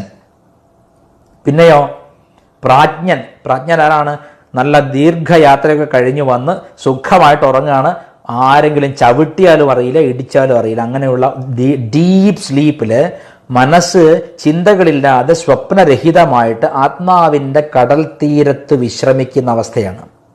എന്നുവെച്ചാൽ ആ കാറ്റ് അടിച്ചുകൊണ്ട് എല്ലാം തന്നെ മറന്നിരിക്കുന്ന പ്രാജ്ഞന്റെ അവസ്ഥ. അതിനുപരിയാണ് നാലാമൻ തുരീയ അവസ്ഥ. എന്താണ്? ആത്മാവ് തന്നെ താനെന്ന് അറിയുന്ന അവസ്ഥയാണത്. ഇങ്ങനെ നാലവസ്ഥയുണ്ട്. അപ്പം ആ അവസ്ഥയിൽ നിന്നുകൊണ്ടാണ് മഹർഷി പറയുന്നത് ഈ അരുണാചലം എന്താണ്? സാക്ഷാൽ ശിവസ്വരൂപമാണ്. ഇതിനെ മലയെന്ന് തെറ്റിദ്ധരിക്കല്ലേ. ഞാൻ ഓർക്കുന്നുണ്ട്, കുറേ മുമ്പ് വള്ളിക്കാവ് ആശ്രമത്തിൽ എന്തോ ഒരു ചെറിയ വിഷയം വന്ന സമയത്ത് അമ്മ ഇങ്ങനെ ചർച്ച ചെയ്തുകൊണ്ടിരിക്കുമ്പോൾ ആ കൂട്ടത്തിൽ നിന്നൊരു ബ്രഹ്മചാരി എണീറ്റിട്ട് പറഞ്ഞു, അമ്മ പേടിക്കണ്ട അമ്മ, ഞങ്ങൾ നോക്കിക്കോളാന്ന്. അപ്പോൾ അമ്മ ചോദിക്കണം, മോൻ എന്താ പറഞ്ഞു, ഒന്നുകൂടി പറയുമെന്ന് അമ്മ പറഞ്ഞു സ്നേഹത്തോടെ. അപ്പോഴാണ് അയാൾക്ക് അക്കിടി പറ്റിയത് മനസ്സിലായത്. ഈ തൻ്റെ മനസ്സിനെയും ഈ ലോകത്തിനെയും ഭരിക്കുന്ന രാജ്ഞിയോട് തൻ്റെ മനസ്സിനെ ആർക്ക് സമർപ്പിച്ചുവോ ആ ദേവിയോട്, ആ ഗുരുവിനോട് താൻ പറയാണ് പേടിക്കേണ്ട, ഞാൻ നോക്കിക്കോളാം എന്ന്. ഇതാണ് നമ്മുടെയൊക്കെ വിഡ്ഢിത്തരം. നമ്മൾ 4 പുസ്തകം പഠിച്ചാൽ പിന്നെ രമണ മഹർഷിയോളമായെന്ന് ചിന്തിക്കും, അല്ലെങ്കിൽ അമ്മയോളമായെന്ന് ചിന്തിക്കും. അവർ പുസ്തകം പഠിച്ചിട്ടല്ല ആയത്. ഒരു പുസ്തകവും പഠിക്കുന്നതിന് മുമ്പേ തത്വം സാക്ഷാത്കരിച്ചു. അപ്പോൾ ഗുരുവിനെ ഈശ്വര തുല്യം കാണണം, അങ്ങോട്ട് സഹായിക്കുമെന്ന് പറഞ്ഞു കളയരുത്. രമണ മഹർഷിക്ക് പലരും ക്ലാസ് എടുക്കുന്നുണ്ട് ഇപ്പോൾ. എന്ന് വെച്ചാൽ മഹർഷിക്ക് ഉണ്ടായത് ഇതാണ്, അതല്ല, മഹർഷി തിരുവണ്ണാമല വേറൊരു ആശ്രയമായിട്ട് മാത്രമേ എടുത്തുള്ളൂ എന്നൊക്കെ പറയുന്നവരുണ്ട്. തെറ്റാണത്. മഹർഷി സമാധി പോകുന്ന ആ നിമിഷം വരെ ആയിരക്കണക്കിന് ഭക്തജനങ്ങൾ കൂടി നിന്ന് അരുണാചല ശിവ ജപിച്ചപ്പോൾ ഭഗവാന്റെ കണ്ണുകളിൽ നിന്ന് ധാരധാരയെ കണ്ണീരൊഴുകിയത് ദൃക്സാക്ഷികളുണ്ട്. അത്രയധികം ആ മഹാപുരുഷൻ ഈശ്വരാവതാരം അരുണാചലം എന്ന നാമത്തെ ഇഷ്ടപ്പെട്ടു. അതാണ് സത്യം. ആ തരത്തിൽ ഗുരുഭക്തി നമുക്കുണ്ടാവണം.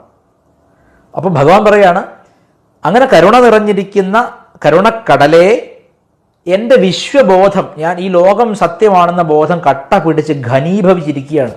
എനിക്കതിൽ നിന്ന് മാറാൻ സാധിക്കുന്നില്ല. ഭാര്യ, കുട്ടികൾ, അച്ഛൻ, അമ്മ, ജോലിയിലെ മാനേജർ, അവർ അസിസ്റ്റൻസ്, ഇവർ ലോകം എന്നെ പീഡിപ്പിച്ചുകൊണ്ടിരിക്കുകയാണ്. ഇത് സത്യമാണെന്ന് തന്നെയാണ് എനിക്ക് തോന്നുന്നത്. ഇതിൽ നിന്ന് ഞാൻ എങ്ങനെ മുക്തി നേടുന്ന എനിക്ക് ഒരറിവുമില്ല. ഞാൻ എന്ത് ചെയ്യുമെന്ന് എനിക്കറിയില്ല എന്ന് പറയുകയാണ്. അതാണ് അതാണ് പറയുന്നത്, അരുണാചല പരമാത്മ കരുണാപൂർണ സുധാബ്ധേ കബളിത ഘനവിശ്വരൂപ കിരണാവല്യ. ഈ ഘനീഭവിച്ച വിശ്വത്തെ കബളനം ചെയ്യൂ അങ്ങ് എന്നാണ്. കബളനം ചെയ്യുന്ന വിഴുങ്ങുക എന്നർത്ഥം, ഉരുട്ടി വിഴുങ്ങുക. അങ്ങയുടെ കരുണാദൃഷ്ടി കൊണ്ട്, ഈ കാരുണ്യത്തിന്റെ രശ്മികൾ കൊണ്ട് എന്നിൽ ഘനീഭവിച്ച് കട്ടിയായിരിക്കുന്ന വിശ്വബോധത്തെ അങ്ങ് വിഴുങ്ങിയാലും എന്നെ സ്വതന്ത്രനാക്കിയാലും എന്ന് പ്രാർത്ഥിക്കുകയാണ്. കബളിത ഘനവിശ്വരൂപകിരണാവല്യ അരുണാചല പരമാത്മൻ, സാക്ഷാൽ പരമാത്മാവ് തന്നെയാണ് എൻ്റെ മുമ്പിൽ ഗുരുസ്വരൂപമായി, അരുണാചലമായി, ഗിരിസ്വരൂപമായി വന്നിരിക്കുന്നത്. ഗിരിയുരുവാഹിയ കിരുബൈക്കടലേ എന്ന് അദ്ദേഹം അരുണാചല അക്ഷരമണമാലയിൽ പറയുന്നുണ്ട്. ഗിരിയുരുവാഹിയ കിരുബൈക്കടലേ, ഒരു മലയുടെ രൂപത്തിൽ, ഒരു ഗിരിയുടെ രൂപത്തിൽ നിൽക്കുന്ന കൃപയുടെ, അനുഗ്രഹത്തിന്റെ, അരുളിന്റെ കടലാണങ്ങ് എന്ന് പറയുന്നുണ്ട് അരുണാചല അക്ഷരമണമാലയിൽ. ഇവിടെ ആദ്യത്തെ ശ്ലോകത്തിൽ പ്രാർത്ഥിക്കുകയാണ്. എന്താ പ്രാർത്ഥന? കരുണാപൂർണ സുധാബ്ധേ, കരുണാപൂർണ സുധാബ്ധേ കബളിത ഘനവിശ്വരു, ഈ എന്നിൽ ഘനീഭവിച്ചു കിടക്കുന്ന ഈ വിശ്വബോധത്തെ, മെറ്റീരിയൽ കോൺഷ്യസ്നെസ്സിനെ അങ്ങ് വിഴുങ്ങിയാലും അങ്ങയുടെ കാരുണ്യപൂർണമായ സൂര്യരശ്മികൾ പോലെയുള്ള അങ്ങയുടെ കരുണാകടാക്ഷങ്ങൾ കൊണ്ട്, അതാണ് വിശ്വരൂപ കിരണാവല്യ, ഘനീഭവിച്ച കിരണാവലികൾ കൊണ്ട് അരുണാചല പരമാത്മൻ. ഈ സൂര്യനും താമരയും തമ്മിലൊരു ബന്ധമുണ്ട്. കവിയുടെ കൽപ്പനയാണത്. അതിനൊരു ബന്ധമുണ്ട്. എന്താ വെച്ചാൽ സൂര്യൻ ഉദിക്കുമ്പോൾ താമര വിടരും, സൂര്യൻ ഉദിക്കാത്തപ്പോൾ താമര മൂടും. അപ്പോൾ സൂര്യൻ ഗുരുവാണെങ്കിൽ ഗുരുവിന്റെ സാമീപ്യത്തിൽ ശിഷ്യന്റെ അടഞ്ഞു കിടക്കുന്ന അജ്ഞാനത്തിന്റെ ഘനീഭവിച്ച രൂപമായ മനസ്സ് വിടർന്ന് ആത്മസ്വരൂപമായി പരിലസിക്കും. അതാണ്. അപ്പോൾ ആ സൂര്യപ്രകാശം തട്ടുമ്പോഴാണ് ഇവിടെ വിടരുന്നത്. നമ്മൾ പലപ്പോഴും ജ്ഞാനികളെ പറ്റിയും മഹാത്മാക്കളെ പറ്റിയും അവതാര പുരുഷന്മാരെ പറ്റിയും വർണ്ണിക്കുമ്പോൾ നമ്മൾ പറയും പത്മദളായതാക്ഷൻ, പത്മാക്ഷൻ എന്നൊക്കെ കൃഷ്ണനെയൊക്കെ പറയാറുണ്ട്. എന്താ അതിൻ്റെ അർത്ഥം? താമര ഇതളിൻ്റെ പോലെ വലിയ കണ്ണുകൾ. ഒരു മനുഷ്യന്റെ ശരീരത്തിൽ താമരയുടെ ഇതളിൽ അത്ര വലിയ കണ്ണുണ്ടായാൽ അത് അഭംഗിയാണ്. പക്ഷെ അതിൻ്റെ ഉദ്ദേശം എന്താണ് പറഞ്ഞത് തന്നെ? മനോഹരം എന്നത് മാത്രമല്ല അർത്ഥം. ജ്ഞാനത്തിന്റെ സൂര്യൻ ഉദിച്ചവനാണ് ചിത്തത്തിന്റെ പത്മം വിടരുക. അങ്ങനെയുള്ളവന്റെ ദൃഷ്ടി ജ്ഞാനദൃഷ്ടിയായി തീരുന്നു എന്നർത്ഥം. ജ്ഞാനദൃഷ്ടി അജ്ഞാനദൃഷ്ടി എന്താ വ്യത്യാസം? മാതാ അമൃതാനന്ദമയി ദേവി, നമ്മുടെ അമ്മ, വളരെ ലളിതമായ ഉപമയിലൂടെ പറയും. മോനെ, ശില്പി ഏത് കല്ല് കണ്ടാലും അതിൽ നിന്നുണ്ടാക്കാവുന്ന ശില്പത്തെ മാത്രം കാണുന്നു. അത് ജ്ഞാനിയുടെ ദൃഷ്ടി. അജ്ഞാനിക്ക് എല്ലാം കല്ല് തന്നെ. അതാണ്. ശില്പി ഒരു കരിങ്കല്ലിൽ അയ്യപ്പനെയും ശിവനെയും ഗണപതിയെയും സുബ്രഹ്മണ്യനെയും ദേവിയും ഒക്കെ കാണുന്നുണ്ട്. കാരണം അത് ശില്പിയുടെ ദൃഷ്ടിയാണ്. നമുക്കത് കാണാൻ പറ്റുന്നില്ല, കാരണം നമ്മൾ ശില്പികളല്ല. അതുപോലെ ജ്ഞാനിക്ക് ഉള്ളിൽ ആ ജ്ഞാനത്തിന്റെ സൂര്യൻ അരുണാചലത്തെ പോലെ ഉദിച്ചു നിൽക്കുന്നുണ്ട്. ആ കിരണാവലികൾ അവന്റെ ഘനീഭവിച്ച വിശ്വബോധത്തെ വിഴുങ്ങിക്കളഞ്ഞതുകൊണ്ട് അവൻ കാണുന്നതെല്ലാം ഈശ്വരമായാണ്, സർവം ശിവമയമായി ഭവിക്കും. ഈ ജ്ഞാനദൃഷ്ടി ഉണർത്താനാണ് ഇവിടെ പ്രാർത്ഥിക്കുന്നത്. ഞാൻ എന്ത് കണ്ടാലും യാതൊന്നു കാൺപതതു നാരായണ പ്രതിമ എന്ന് പറഞ്ഞതുപോലെ എല്ലാം അത് തന്നെയെന്ന് കാണണമെങ്കിൽ ആദ്യം ഈ ഗുരുവാകുന്ന സൂര്യന്റെ സാമീപ്യം തട്ടണം. ഗുരു അരുളാലെ നമ്മുടെ ചിത്തം വികസിക്കുമ്പോൾ, നമ്മൾ മഹർഷി തന്നെ പറയുന്നുണ്ട്, ദൃഷ്ടിയും ജ്ഞാനമയീം കൃത്വ ലോകം ബ്രഹ്മമയം ഭവേത്. ദൃഷ്ടിയെ ജ്ഞാനമയാക്കി മാറ്റിക്കഴിഞ്ഞാൽ ലോകം ബ്രഹ്മം തന്നെ. വേറൊരു ബ്രഹ്മത്തെ അന്വേഷിച്ച് പോകണ്ട, സകലതും ഈശ്വരൻ തന്നെ എന്ന് പറയും. ദൃഷ്ടിയെ ജ്ഞാനമയിയാക്കുന്നത് എങ്ങനെ? ദൃഷ്ടിയെ ജ്ഞാനമയി ദൃഷ്ടിയാക്കുന്ന വിദ്യയാണ് ആത്മവിദ്യ, അല്ലെങ്കിൽ ഹൃദയവിദ്യ എന്ന് പറയുന്നത്. എന്താണ്? തൻ്റെ ഉള്ളിൽ ഹൃദയത്തിലിരിക്കുന്ന, സദാ തുടിച്ചുകൊണ്ടിരിക്കുന്ന, അഹമഹമെന്ന ശബ്ദത്തോടെ തുടിക്കുന്ന ശിവസ്വരൂപത്തെ താൻ തന്നെയെന്ന് അറിഞ്ഞ് അതിൽ ഒതുങ്ങിക്കഴിഞ്ഞാൽ സകലതും അത് തന്നെയായി ഭവിക്കും. അതുകൊണ്ടാണ് ഗീതയിൽ പറയുന്നത്, വിദ്യാവിനയ സമ്പന്നേ ബ്രാഹ്മണേ ഗവിഹസ്തിനി ശുനീചൈവ സ്വപാകേച പണ്ഡിതാഹ സമദർശിനഃ.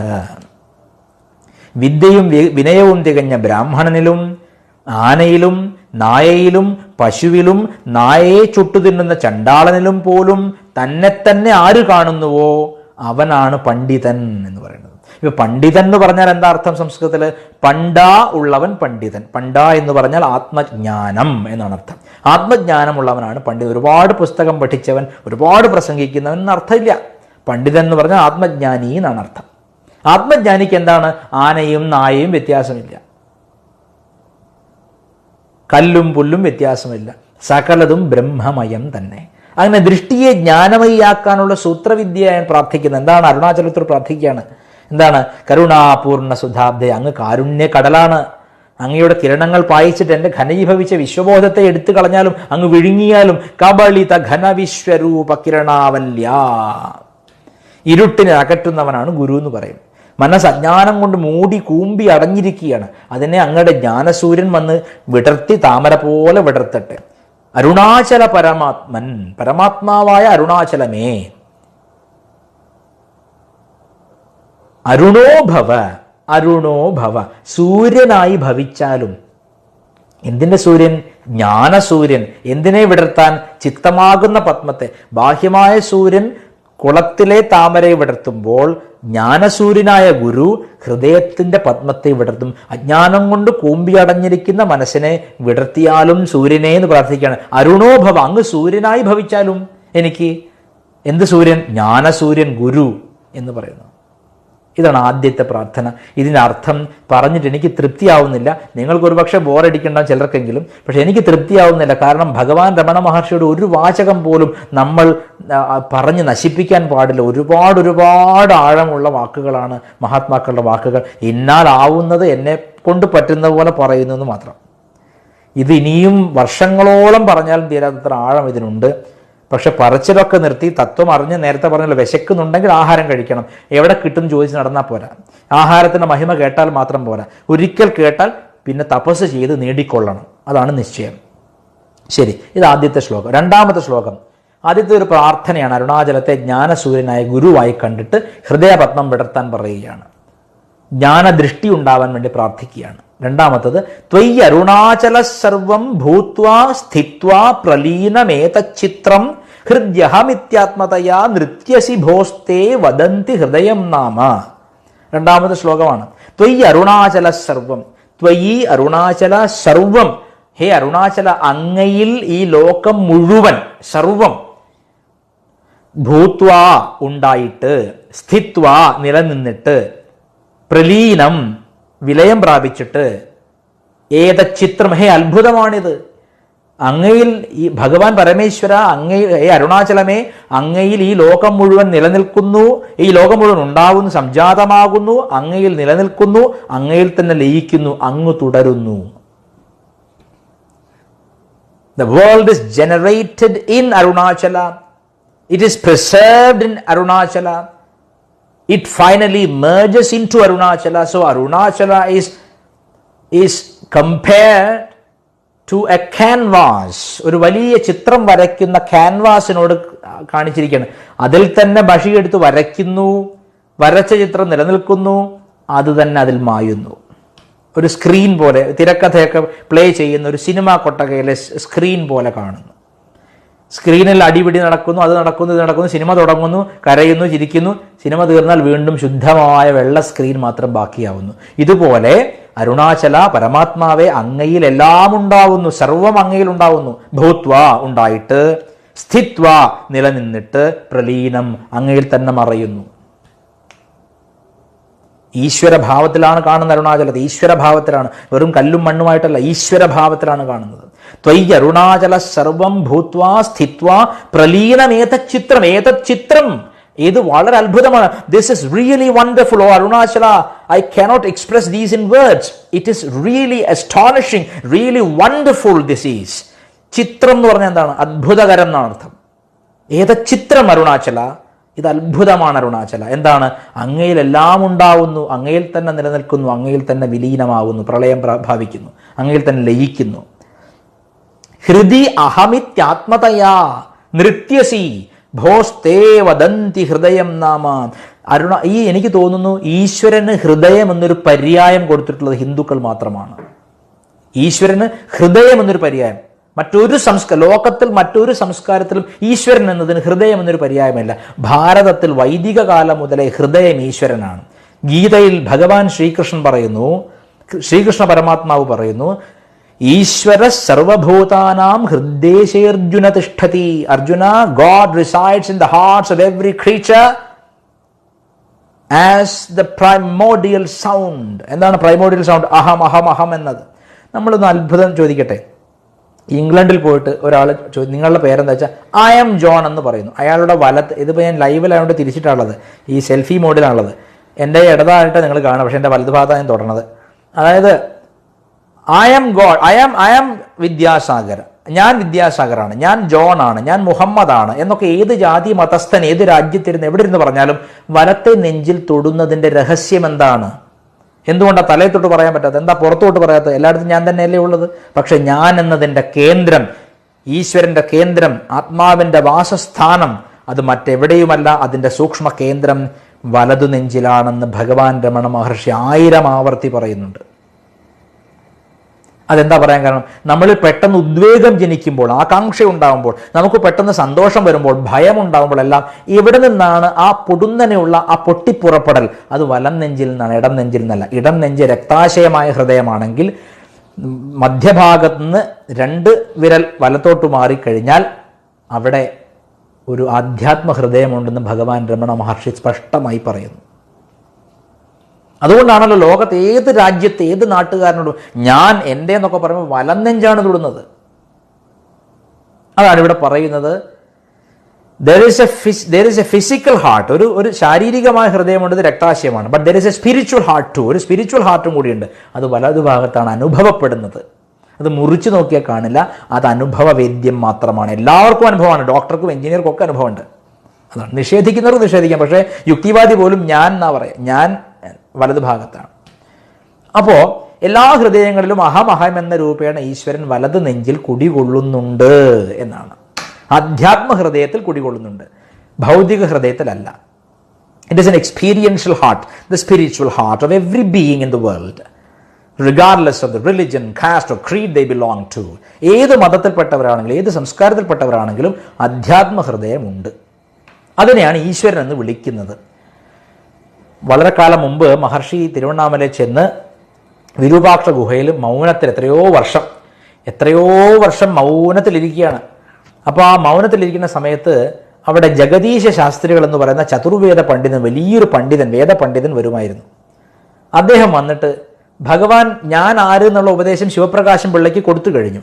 അത് കേട്ടിട്ട് അദ്ദേഹത്തിൻ്റെ ഭഗവാൻ രമണ മഹർഷിയുടെ ഉപദേശങ്ങളൊക്കെ ഒരു സംസ്കൃത ശ്ലോകത്തിൽ എഴുതണമെന്ന് ചിന്തിച്ചിട്ട് ജഗദീശ ശാസ്ത്രികൾ മഹാപണ്ഡിതൻ അദ്ദേഹം എന്ത് ചെയ്തു വെച്ചാൽ ഒരു പെൻസിലും പേപ്പറും എടുത്തിട്ട് ഭഗവാൻ പറയാറുള്ള ഹൃദയത്തിൽ ഈശ്വരൻ കുടികൊള്ളുന്നു എന്നുള്ള സങ്കല്പത്തെ എടുത്തിട്ട് ആദ്യത്തെ വരി എഴുതി. ഹൃദി കുഹര മധ്യേ കേവലം ബ്രഹ്മമാത്രം എന്നെഴുതി. ബാക്കി തോന്നുന്നില്ല, എത്ര ചിന്തിച്ചിട്ടും ബാക്കി വരി തോന്നുന്നില്ല. റൈറ്റേഴ്സ് ബ്ലോക്ക് എന്ന് പറയുന്ന പോലെ കുടുങ്ങി. ബാക്കി അത് കവിതയിലാക്കാൻ പറ്റുന്നില്ല. അപ്പം എന്ത് ചെയ്തു? അദ്ദേഹം വിചാരിച്ചു ഇനി കുടിയും തേവാരം കഴിഞ്ഞിട്ടാവാ എഴുത്ത് വെച്ചിട്ട് ആ പേപ്പറും പെൻസിലും, മഹർഷിയുടെ ഒന്നും പറഞ്ഞില്ല, ആ പേപ്പറും പെൻസിലും മഹർഷിയുടെ എടുത്ത് വെച്ചിട്ട് ഇദ്ദേഹം കുളിക്കാൻ വേണ്ടി പോയി. അദ്ദേഹം കുളിച്ച് തിരിച്ചു വരുമ്പോൾ കണ്ട കാഴ്ച, ആ പേപ്പറിൽ ഭഗവാൻ ആ പെൻസിൽ എടുത്തിട്ട് ശുദ്ധ സംസ്കൃതത്തിൽ ബാക്കി പൂരിപ്പിച്ചു, പദപൂരണം പോലെ പൂരിപ്പിച്ചു. എന്താണത്? അത് ഇന്നും രമണാശ്രമത്തിൽ കല്ലിൽ കൊത്തി വെച്ചിട്ടുണ്ട്. രമണ മഹർഷിയുടെ വേദാന്ത പരമ്പരയുടെ, നമ്മുടെ സിദ്ധ പരമ്പരയുടെ ഒക്കെ ഏറ്റവും കാതലായ അധ്യാപനം അതാണ്. എന്താണ്? ഹൃദി കുഹര മധ്യേ കേവലം ബ്രഹ്മമാത്രം ഹ്യഹമഹമിതി സാക്ഷാത് ആത്മരൂപേണ ഭാതി ഹൃദി വിഷമനസാ സ്വം ചിന്വതാ മജ്ജതാവാ പവന ചലനരോധാത് ആത്മനിഷ്ഠോ ഭവത്വം. എന്താണ്? ഇവിടെ നോക്കൂ, ഹൃദയ കുഹരത്തിന്റെ നടുവിൽ, ഹൃദയമാകുന്ന ഗുഹയുടെ ഉള്ളിൽ കേവലം ആബ്സല്യൂട്ട് ബ്രഹ്മം, പരബ്രഹ്മം, കേവലം ബ്രഹ്മം, നിഷ്കളങ്കമായ ബ്രഹ്മം കുടികൊള്ളുന്നു. എങ്ങനെയാ കുടികൊള്ളുന്നത്? ഹി അഹമഹമിതി. അതിൽ ആദ്യത്തെ മഹർഷി എഴുതിയ ഹി എന്നുള്ള ശബ്ദമുണ്ടല്ലോ, അത് അത്ഭുതകരമാണ്. എനിക്ക് തോന്നുന്നു ആദിശങ്കരാചാര്യർക്ക് മാത്രമേ അങ്ങനെയൊന്നും ഇനി എഴുതാനാവൂ. ഹി എന്നൊരു ശബ്ദം ചേർത്തിരിക്കുകയാണ് ഒരു ശ്ലോകത്തിന്റെ 2ാമത്തെ വരിയിൽ. ഹി എന്നൊരു ശബ്ദം, അതെന്താണ് ഇവിടെ പറഞ്ഞിട്ടുണ്ട്? അത് എന്താണ്? ഏതത് ചിത്രം എന്നുള്ള ശബ്ദത്തെയാണ് ഹി എന്ന ശബ്ദം പറയുന്നത്. ചിത്രം എന്താണ്? This is really wonderful, oh inspiring, this is something that is not heard of. ഇത് മുമ്പ് കേട്ടിട്ടുള്ളതല്ല, ഇത് അത്ഭുതകരമാണ്. അത്ഭുതത്തെ പ്രകടിപ്പിക്കാൻ വേണ്ടിയാണ് അവിടെ ഹി എന്ന് ചേർത്തിരിക്കുന്നത്. അതാണ് ഇവിടെ ഈ ശ്ലോകത്തിലും പറഞ്ഞിരിക്കുന്നത്. ത്വയ്യരുണാചല സർവം ഭൂത്വാ സ്ഥിത്വാ പ്രലീനമേത ചിത്രം എന്ന് പറഞ്ഞിരിക്കുന്നത്. ആ ചിത്രം എന്നുള്ള പദമുണ്ടല്ലോ, അതാണ് മഹർഷി ആദ്യം അന്ന് വിരൂപാക്ഷ ഗുഹയിൽ എഴുതിയത്. എന്ത്? ഹി അഹമഹമിതി. അത്ഭുതം തന്നെ. ഇതെല്ലാ ജീവജാലങ്ങളുടെയും ഉള്ളിൽ ഞാൻ എന്ന ആത്മബോധമായി തുടിച്ചുകൊണ്ടേയിരിക്കുന്നുണ്ട് എന്ന് പറയാണ്. ഹ്യഹമഹമിതി സാക്ഷാത് ആത്മരൂപ, അതാണ് ആത്മസ്വരൂപമായിട്ട് അതിങ്ങനെ അഹം അഹം അഹം എന്ന് തുടിക്കുകയാണ്. ആത്മരൂപേണ ഭാതി, എല്ലാവർക്കും ഞാനെന്ന ബോധമുണ്ടാക്കുന്നതാണ് ആത്മഭാവം. അതിൽ അഹന്തയാകുന്ന ചെറിയ ഞാൻ, അമ്മ പറയും, മഹാത്മാവായ അമൃതാനന്ദമയി ദേവി പറയും, ചെറിയ ഞാനും വലിയ ഞാനും ഉണ്ട്. ഈ ചെറിയ ഞാനാണ് ഈ സകല പ്രശ്നം ഉണ്ടാക്കുന്നത്. ചെറിയ ഞാൻ അടങ്ങിയാൽ വലിയ പ്രശ്നം ഇല്ലാണ്ടാവും, വലിയ ഞാൻ പ്രവർത്തിച്ചോളും. ഈ വലിയ ഞാൻ ആരാണ്? ആത്മസ്വരൂപമാണ്. ചെറിയ ഞാൻ ആരാണ്? ഞാൻ എന്ന ശരീരത്തോട് ബന്ധപ്പെട്ട അഹന്തയാണ്. അപ്പൊ ഈ ചെറിയ ഞാൻ എവിടുന്ന് വരുന്നു എന്ന് അന്വേഷിച്ച് അതിന്റെ റൂട്ട് കണ്ടുപിടിക്കാൻ പോയാൽ വലിയ ഞാനിലെത്തിത്തീരും. അങ്ങനെയാണ്. ഇരുട്ട് വെളിച്ചത്തെ അന്വേഷിച്ച് പോയ പോലെയാണ്. വെളിച്ചത്തിന്റെ ദൃഷ്ടിയിൽ തന്നെ ഇരുട്ടില്ലാതാവും. അതുപോലെ ആത്മസ്വരൂപത്തെ ഒന്ന് സ്പർശിച്ചാൽ ഉടൻ തന്നെ അജ്ഞാനിയായ അഹന്താജന്യമായിട്ടുള്ള ചെറിയ ഞാൻ ഇല്ലാതാവുന്നു. നൈവമാനസം മാർഗ ആർജവാത് എന്ന് ഉപദേശസാരത്തിൽ മഹർഷി പറയാണ്. മനസ്സ് എന്നൊന്ന് എവിടുന്ന് പുറപ്പെടുന്നു എന്ന് അന്വേഷിച്ച് പോയിക്കൊണ്ടിരുന്നാൽ മനസ്സ് എന്നൊന്ന് ഇല്ലായിരുന്നു എന്നാ മനസ്സിലാവുക. It was a false representation. It was a fallacy. It was a fallacious notion that I have a mind. ചിന്തകളുടെ സംഘാതത്തെയാണ് മനസ്സെന്ന് വിളിക്കുന്നത്. ഓരോ ചിന്തയും എവിടുന്ന് ഉയരുന്നു എന്ന് നോക്കിക്കൊണ്ടിരുന്നാൽ ചിന്തകളുടെ കൂട്ടം കെട്ടുപൊട്ടി മനസ്സില്ലാതാവും. അതാണ് ഇവിടെ ഹി എന്ന് പറഞ്ഞത്.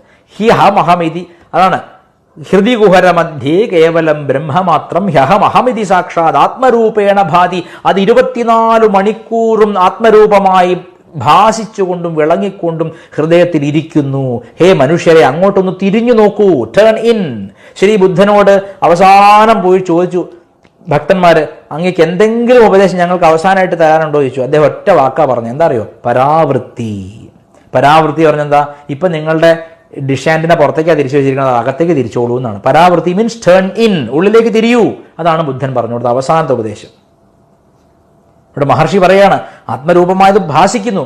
അതിനെ അറിയാൻ പ്രാണായാമം കൊണ്ടോ പ്രാണനെ നിരീക്ഷിച്ചുകൊണ്ടോ ഭക്തി കൊണ്ടോ വിചാരമാർഗം കൊണ്ടോ ആത്മനിഷ്ഠനായി നീ ഭവിച്ചാലും എന്ന് മഹർഷി ഉപദേശിക്കുകയാണ്. ഹൃദി കുഹരമധ്യേ കേവലം ബ്രഹ്മമാത്രം ഹ്യഹമഹമിതി സാക്ഷാത് ആത്മരൂപേണ ഭാതി. ഹൃദിവിശ, അകത്ത് കടന്നിട്ട് ഹൃദിവിശ മനസാ സ്വം ചിന്വത മജ്ജത വാ പവന ചലനരോധാത്, പ്രാണനെ നിരീക്ഷിച്ചതുകൊണ്ടോ മനസ്സിനെ അടക്കി ഒതുക്കി ആത്മസ്വരൂപമായി വർത്തിക്കൂ. ആത്മനിഷ്ഠോ ഭവത്വം. അതാണ് ഇവിടെ പറയുന്നത്. ത്വയ്യരുണാചല സർവം ഭൂത്വാ സ്ഥിത്വാ പ്രലീനമേത ചിത്രം. നമ്മളിൽ ഈ ലോകം നിലനിൽക്കുന്നത് ജനിക്കുന്നത് മനസ്സിലാണ്. മനസ്സുള്ളത് കൊണ്ടാണ് ലോകം അനുഭവപ്പെടുന്നത്. ഈ മനസ്സ് അത്ഭുതമായ ഒരു ക്യാൻവാസാണ്. എന്നാൽ ഇതിൻ്റെ ചിത്രങ്ങളെല്ലാം ഒഴിഞ്ഞാൽ, സത്വരജസ് തമോ ഗുണങ്ങൾ ഉണ്ടാക്കുന്ന ചിത്രങ്ങൾ ഒഴിഞ്ഞാൽ ആത്മസ്വരൂപമായതിൻ്റെ ബാക്ക്ഗ്രൗണ്ട് മാത്രം അത് അരുണാചലമാണ്, അത് ആത്മാവാണ്, അത് ഈശ്വരനാണ്. അതിനെ അറിയാനാണ് ഇവിടെ ഉള്ളിലേക്ക് തിരിയാൻ പറയുന്നത്. അതാണ് ഇവിടെ പറഞ്ഞത്. ഇത് അത്ഭുതമാണ് ഭഗവാനെ. എല്ലാം അവിടുത്തെ സ്ക്രീനിൽ, അവിടുത്തെ ക്യാൻവാസിൽ ഉണ്ടാവുന്നു, നിലനിൽക്കുന്നു, മറയുന്നു, അങ്ങ് തുടരുന്നു. അങ്ങൊരു തുടർച്ചയാണ്. You are a continuity. O God, you are a continuity. അത് പറയുകയാണ്. അത് ഇവിടെ പറയുന്നത് ഹൃദ്യഹമിത്യാത്മതയ, ഹൃദയത്തിൽ ഹൃദി അഹം ഇതി ആത്മതയ, ഞാൻ എന്ന രൂപത്തിൽ നൃത്യസി, ഡാൻസിങ് ആസ് എവർ കണ്ടിന്യൂയിങ് അഹം അഹം അഹം അഹം അഹം. അതാണ് ചിദംബര നൃത്തം എന്ന് പറയുന്നത്. ഡമരു ഉടുക്ക് കൊട്ടിക്കൊണ്ടുള്ള ചിദംബരത്തിന്റെ നൃത്തം, ശിവന്റെ നൃത്തം എന്ന് പറഞ്ഞാൽ എവിടെയാണ് നടക്കുന്നത്? ഹൃദയത്തിലാണ് നടക്കുന്നത്. എന്താണ്? ഹൃദ്യഹമിത്യാത്മതയാ നൃത്യസി, അങ്ങ് U are dancing in the form of അഹം അഹം അഹം അഹം എന്ന് അങ്ങ് ഹൃദയത്തിൽ സദാ നൃത്തം ചെയ്യുന്നു. അരുണാചല ആത്മസ്വരൂപ നൃത്യസിഭോ, ഹേ പ്രഭോ, Lord, you are dancing in my heart in the form of my own self. നൃത്യസിഭോസ്തേ വദന്തി ഹൃദയം നാമ, അങ്ങയുടെ പേര് ഹൃദയമെന്നാണ്. അങ്ങ് ഈ നൃത്തം ചെയ്യുന്നുണ്ടല്ലോ ഭഗവാനെ, അങ്ങയുടെ ശരിയായ പേര് ഹൃദയമെന്നാണ്. ദൈ റിയൽ നെയിം ഇസ് ഹാർട്ട്. അങ്ങനെ ഈശ്വരനെ ഹൃദയമെന്ന് വിളിച്ചിരിക്കുക മഹർഷി ഈശ്വരനെ ഹൃദയമെന്ന് വിളിക്കുന്നത്. എല്ലാവരും പറയുന്നത് ഹൃദയത്തിൽ ഈശ്വരൻ കുടികൊള്ളുന്നാണെങ്കിൽ രമണ ഭഗവാൻ അത് ഒരു പടി കൂടി മുന്നോട്ട് പോയിട്ട് പറഞ്ഞു, ഹൃദയമെന്ന് നമ്മൾ വിളിക്കുന്ന നമ്മുടെ അധ്യാത്മ കേന്ദ്രം തന്നെയാണ് ഈശ്വരൻ. ഹാർട്ട് ഇസ് ഗോഡ് എന്ന് പറഞ്ഞു. അതാണ് ഈ 2ാമത്തെ ശ്ലോകം. ഓടിച്ചു പോവാണ്, സമയം കുറവുണ്ട്. ഇപ്പൊ തന്നെ ഭഗവാനെ എത്ര മണിയായി? 8:30 മണിയായി. അടുത്ത ശ്ലോകം. അടുത്ത ശ്ലോകം ഒരു ഉപാസനാ പദ്ധതിയാണ്. 3 ഉപാസനാ മാർഗങ്ങൾ ഭഗവാൻ 3 രീതിയിൽ ഈ ആത്മതത്വത്തെ ഉള്ളിൽ തുള്ളിക്കളിക്കുന്ന, ഉള്ളിൽ നൃത്തം ചെയ്യുന്ന ചിദംബരേശ്വരൻ, അരുണാചലേശ്വരനെ സാക്ഷാത്കരിക്കാൻ 3 മാർഗങ്ങൾ മഹർഷി നിർദ്ദേശിക്കുകയാണ്. ഒന്നാമത്തെ മാർഗം മഹർഷിയുടെ തന്നെ മാർഗമാണ്. എന്താണ്? ആത്മസ്വരൂപ വിചാരമാർഗം. എന്താണത്? അഹമിതി കുത ആയാതീതി അന്വിഷ്യന്തപ്രവിഷ്ടയാത്യമലധിയ അവഗമ്യ സ്വം രൂപം ശാമ്യത്യരുണാചല ത്വയി നദീവാബ്ധൗ ആണ് അടുത്തത്. ആദ്യത്തെ മാർഗം ഭഗവാൻ എല്ലാവർക്കും നിർദ്ദേശിക്കുന്ന ജ്ഞാനമാർഗം അല്ലെങ്കിൽ വിചാരമാർഗം എന്താണ്? പുസ്തകം പഠിക്കലല്ല. എന്താണ്? അഹം ഇതി കുത ആയാതീതി, എവിടെ നിന്നാണ് അഹം അഹം എന്ന എൻ്റെ ഞാൻ എന്ന എൻ്റെ ബോധമുണരുന്ന എവിടുന്നാണ് എന്ന് സൂക്ഷ്മമായി ചിന്തിക്കണം. അതിനാസനമൊന്നും വേണ്ട. പത്മാസനം തിരുന്നാലേ പറ്റൂ. ഒരല്പം വെള്ളം കുടിക്കട്ടെ. നിങ്ങളെല്ലാം വെള്ളം കുടിപ്പിച്ചില്ല, ഞാനും കുറച്ച് വെള്ളം കുടിക്കട്ടെ. അതായത് സിദ്ധാസനത്തിലിരിക്കണം, പത്മാസനത്തിലിരിക്കണം ഒന്നുമില്ല. എവിടെ ഇരുന്നാലും മനസ്സ് ഈ ചിന്തകൾ എവിടുന്ന് ഉയരുന്നു എന്നുള്ളതിനെ വളരെ വളരെ ശ്രദ്ധയോടെ നോക്കിക്കൊണ്ടിരിക്കണം. അതാണ് അഹം ഇതി കുത ആയാതീതി അന്വിഷ്യാന്ത പ്രവിഷ്ടയാത്യമലധിയ അതി അമലധിയ. അത് വളരെ ഇമ്പോർട്ടൻ്റ് ആണ്. ഇത് ആർക്കുള്ള മാർഗമാണ് എന്ന് കൂടിയാണ് പറയുന്നത്. എല്ലാവർക്കും പറ്റിയ മാർഗ്ഗമല്ല. എന്നോട് ഒരാൾ പറഞ്ഞു, ഈ അടുത്ത ദിവസം ഒരാളിനോട് പറഞ്ഞു, ഞാൻ വിചാരമാർഗ്ഗമാണ് ചെയ്യുന്നത്. എന്താ ചെയ്യുന്നത്? ഞാൻ അങ്ങനെ ഇരുന്ന് ആലോചിക്കും ഞാൻ ആരാണ്, അപ്പം എനിക്ക് പിടികിട്ടും. അതെല്ലാം അഹന്ത കളിക്കുന്ന കളിയാണ്. അങ്ങനെ ഒന്നും സാധിക്കില്ല. ഇത് അതിൽ തന്നെ ഭഗവാൻ പറയണ്ടേ, ഈ മാർഗം ആർക്കുള്ളതാണ്? അത്യമലധിയ, ചിത്തശുദ്ധിയോടെ കൂടെ വേണം ഈ വിചാരം വരാൻ. ചിത്തശുദ്ധി വന്നാലേ വിചാരമാർഗം പ്രാവർത്തികമാവൂ, അല്ലാത്തവർക്ക് ഇത് സാധിക്കില്ല. നമ്മൾ ഇരുന്നിട്ട് അവസാനം രജനീകാന്തിനെയൊക്കെ ആലോചിച്ച് നിർത്തും, അരുണാചലം സിനിമയൊക്കെ ആലോചിച്ചിട്ട്. ഇത് അനുഭവസിദ്ധമാണ്, പലർക്കും ഉണ്ടായിട്ടുള്ള കാര്യമാണ്. ഞാൻ വിചാരമാർഗമാണെന്ന് കേമത്തെ മറ്റുള്ളവരോട് പറയാൻ വേണ്ടിയിട്ട് ഇങ്ങനെ കണ്ണും പൂട്ടിയിരിക്കും, ലോകത്തിന് ഭാരമായിട്ട്. അങ്ങനെ പാടില്ല. എല്ലാ ജോലിയും ചെയ്യണം, ശ്രദ്ധയോടെ ചെയ്യണം. മഹർഷിയെ തെറ്റിദ്ധരിക്കരുത്. മഹർഷി പറയുന്നത് ഏറ്റവും രാജമാർഗം ഇതാണ്, ഋജുമാർഗവും ഇത് തന്നെയാണ്. പക്ഷെ ഇത് ആർക്കേ പറ്റൂ? അത്യമലധിയ, ചിത്തത്തിന്റെ മാലിന്യം മുഴുവൻ നീങ്ങി അതീവ ശുദ്ധമായ ബുദ്ധിയോടുകൂടി, പുസ്തകങ്ങളുടെയും വാക്കുകളുടെയും കെട്ടുമാറാപ്പുകളൊന്നുമില്ലാത്ത അതിശുദ്ധമായ മനസ്സുകൊണ്ടാണ് വിചാരമാർഗം അനുഷ്ഠിക്കേണ്ടത്. മനസ്സ് അതിശുദ്ധമാവണമെങ്കിൽ ആദ്യം ഭക്തി വേണം. ഭാഗവതം വായിക്കണം, ശ്രീകൃഷ്ണനാമം ജപിക്കണം, നാരായണനാമം ജപിക്കണം, ശിവനാമം ജപിക്കണം. ഇതൊക്കെ ജപിച്ച് നല്ലോണം മനസ്സിനെ ഏകാഗ്രമായി, ഇതിലിനി സ്വാർത്ഥതയില്ല, ഇതിലിനി ഒരു തരത്തിലുള്ള മലവുമില്ല. അതാണ് അതി അമലധിയ എന്ന് പറഞ്ഞത്. ഇതിലിനി ഒരു തരത്തിലുള്ള മലവും പറ്റിയിട്ടില്ല എന്ന് വരുന്ന ചിത്തം സ്വാഭാവികമായി ഓരോ ചിന്തയും എവിടുന്ന് വരുന്നു എന്ന് നിരീക്ഷിക്കാനും ആത്മാവെങ്കിൽ അടങ്ങാനും ശക്തിയുള്ളതാണ്. അല്ലാത്തവർ കുത്തിയിരുന്നാൽ അത്രയും നേരം പോകുന്നു മാത്രം. ആ സമയം നാമം ജപിക്കുക ഭക്തിയോടെ. അത് അടുത്തടുത്ത മാർഗങ്ങൾ പറയുന്നുണ്ട്. ഇത് ഏറ്റവും ഋജുവായ മാർഗത്തെ ഒന്ന് പറഞ്ഞു പോവുകയാണ് ഭഗവാൻ. അതിനാദ്യം ചിത്തശുദ്ധി വേണമെന്നുള്ള പ്രീ റിക്വസ്റ്റ് അദ്ദേഹം എഴുതി വെച്ചിട്ടുമുണ്ട്.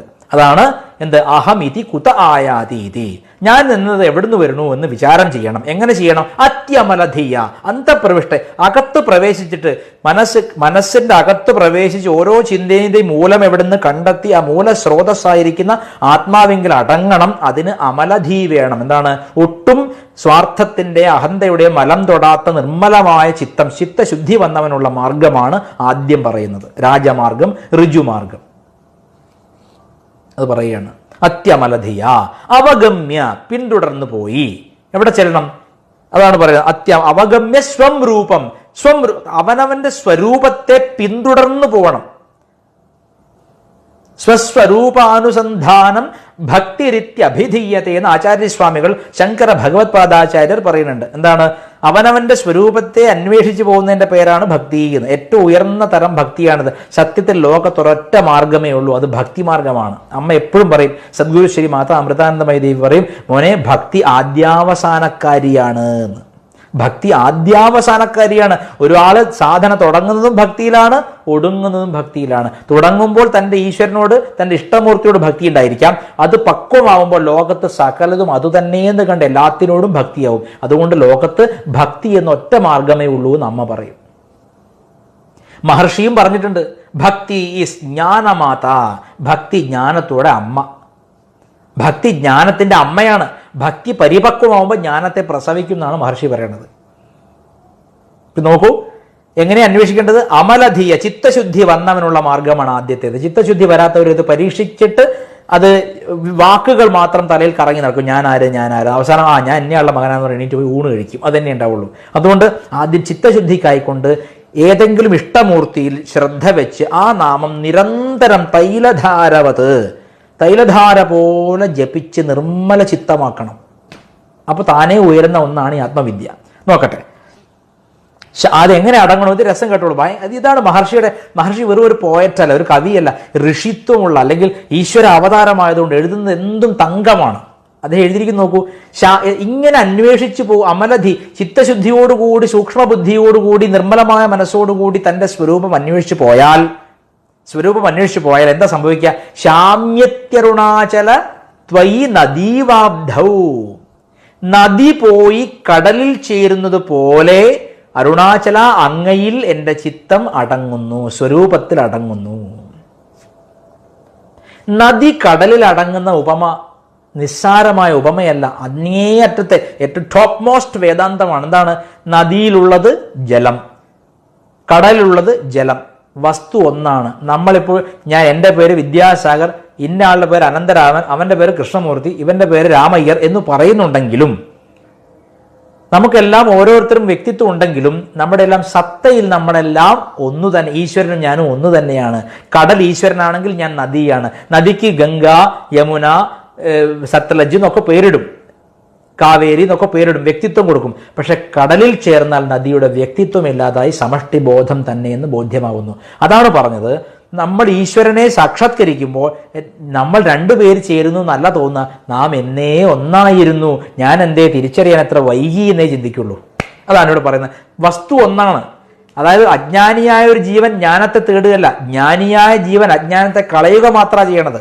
അതുകൊണ്ടാണ് എൻ്റെ സ്വരൂപം ഈശ്വരൻ തന്നെയാണ്, ഞാൻ ലയിക്കുന്നത് അതിലേക്ക് തന്നെയാണ്. അത് രണ്ടല്ല എന്ന് കാണിക്കാനാണ് രണ്ടും ജലം തന്നെ എന്ന ഉപമ എടുത്തിരിക്കുന്നത്. എത്ര ആഴമാണെന്ന് നോക്കൂ. ശാമ്യത്യരുണാചല ത്വയി നദീവാബ്ധൗ. I am just losing my wrong identifications. I am not finding anything new.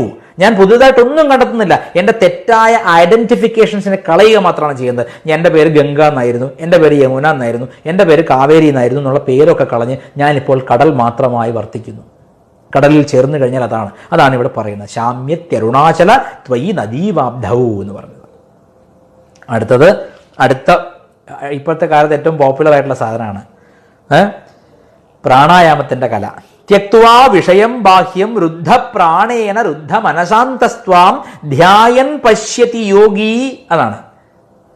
ഇതാണ് ത്യക്വാ വിഷയം ബാഹ്യം രുദ്ധ പ്രാണേന രുദ്ധ മനസാന്തസ്ത്വാം ധ്യായൻ പശ്യതി യോഗി ദീധിതി അരുണാചല ത്വയി മഹീയന്തേ എന്ന് പറയണം.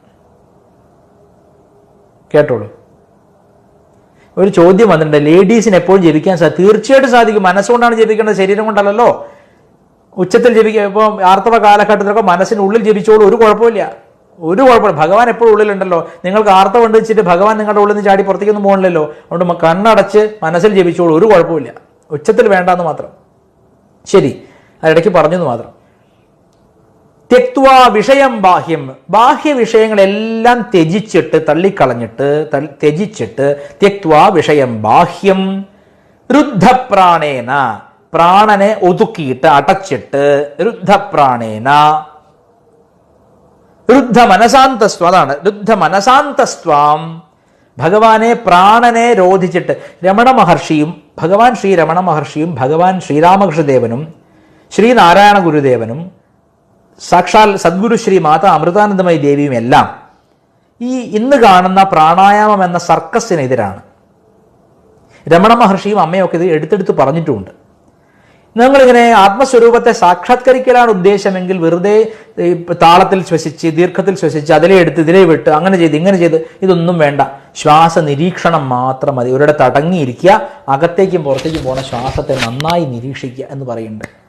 അമ്മയും പറയുന്നുണ്ട്, ഭഗവാൻ രമണ മഹർഷിയും പറയുന്നുണ്ട്. അനാവശ്യമായി ശരീരത്തിൽ ശ്രദ്ധ കൊടുക്കുകയാണ് ഇന്ന് പ്രാണായാമത്തിൻ്റെ പേരിൽ. നിങ്ങൾക്ക് സൗന്ദര്യം ഉണ്ടാവും, നിങ്ങൾക്ക് ബിസിനസ് നന്നാവും, ആരോഗ്യം ഉണ്ടാവും എന്നൊക്കെ പറഞ്ഞ് പരസ്യം ചെയ്തിട്ട് ആൾക്കാരെ ഈ വലയിലേക്ക് പെടുത്തുകയാണ്. അത് വേണ്ട. ശ്വാസത്തെ നിരീക്ഷിക്കുക. അകത്തേക്കും പുറത്തേക്കും ശ്വാസം പോകുന്നതിനെ അറിഞ്ഞുകൊണ്ടേയിരുന്നാൽ ചിത്തത്തിൻ്റെ മൂലവും പ്രാണന്റെ മൂലവും ഒന്നായതുകൊണ്ട് ആത്മസ്വരൂപത്തിലേക്ക് നമ്മൾ അടങ്ങും. അതിൻ്റെ ലക്ഷണം ഈ ശ്വാസ നിരീക്ഷണം അല്ലെങ്കിൽ പ്രാണായാമം, പ്രാണനെ ശ്രദ്ധിച്ചുകൊണ്ടിരുന്ന് മനസ്സിനെയും പ്രാണനെയും ഒതുക്കിയാൽ, രുദ്ധപ്രാണെ അടക്കി ഒതുക്കിയാൽ, രുദ്ധപ്രാണേന രുദ്ധ മനസാന്തസ്ത്വാം ധ്യായൻ പശ്യതി യോഗി ദീധിതിം അരുണാചല ത്വൈമഹീയന്തേ എന്നാണ്. ഹേ അരുണാചല, അങ്ങയുടെ മഹത്തായ ജ്യോതിസ്, ശിവജ്യോതി, മഹത്തായ പ്രകാശം ഈ യോഗി കാണുന്നു. അതാണ് മഹർഷി വളരെ രസമായിട്ട് തമിഴിൽ പറയും, യോഗി ഒളി കാണും.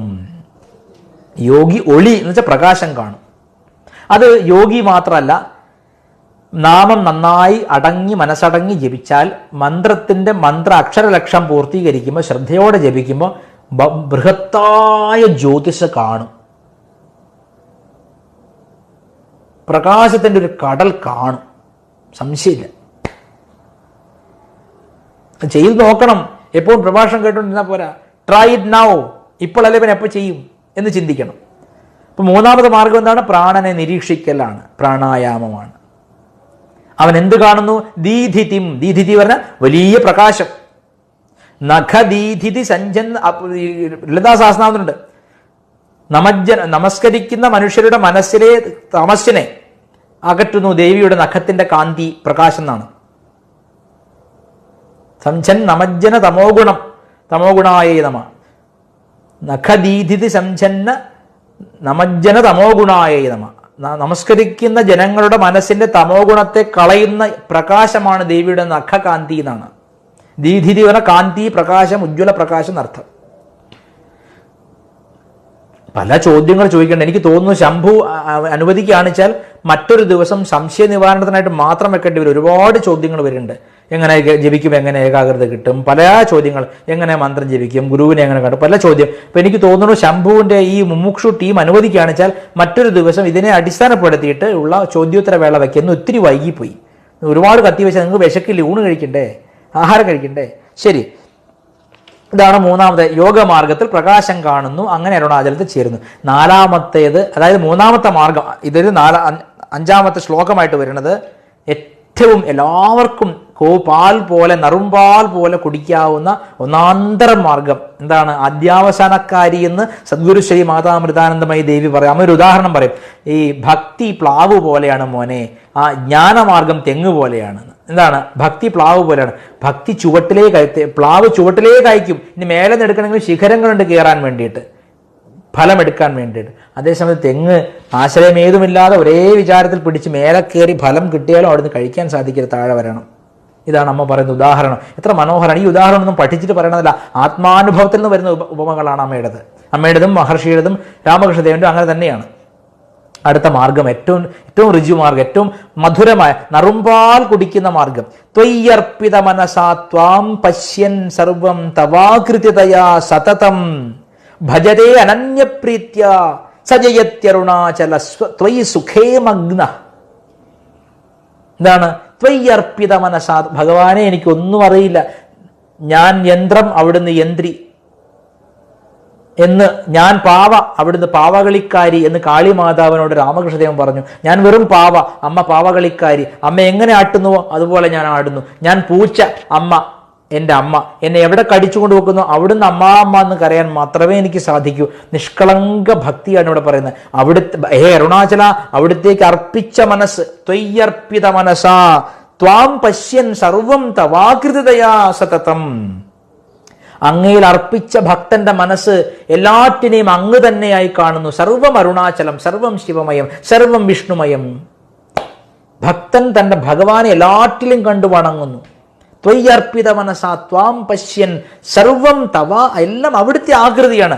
സർവം തവാകൃതിതയാ സതതം, always the devotee remains subject to the divine Lord and sees everything as Lord's own form. Whoever comes to him is Krishna, whoever comes to him is Shiva or Shakti. ഏത് പാതയിലാണെങ്കിലും ഭക്തൻ ഡെവറ്റിയെ സംബന്ധിച്ച് എല്ലാം ഈശ്വര സ്വരൂപം. ത്വയ്യർപ്പിത മനസാ ത്വാം പശ്യൻ സർവം തവാകൃതിതയാ സതതം, ഓൾവേസ്. അതാണ് പറയുന്നത്. ഭജതേ അനന്യപ്രീത്യ, എൻ്റെ ഉള്ളിൽ താൻ തന്നെയായിരിക്കുന്ന ഭഗവാനെ അനന്യഭക്തി. അനന്യഭക്തിക്ക് രണ്ടർത്ഥം പറയാം. ഒന്ന് അവിടുന്ന് എൻ്റെ ഏറ്റവും പ്രിയപ്പെട്ട ബന്ധു, എൻ്റെ അന്യനല്ല, എൻ്റെ ഏറ്റവും വേണ്ടപ്പെട്ട സ്വന്തക്കാരൻ എന്ന രീതിയിൽ പ്രാർത്ഥിക്കാം. 2, എന്നിൽ നിന്ന് ഒട്ടും അങ്ങ് ഭിന്നനല്ല, അന്യനല്ല എന്ന രീതിയിൽ വളരെ സൂക്ഷ്മമായി ആത്മതത്വത്തെ ശ്രീകൃഷ്ണനായും ശ്രീരാമനായും ഹനുമാനായും ലക്ഷ്മിയായും ശക്തിയായും ശിവനായും ഭജിക്കുന്നു. ആ ഭക്തി, സമർപ്പണം.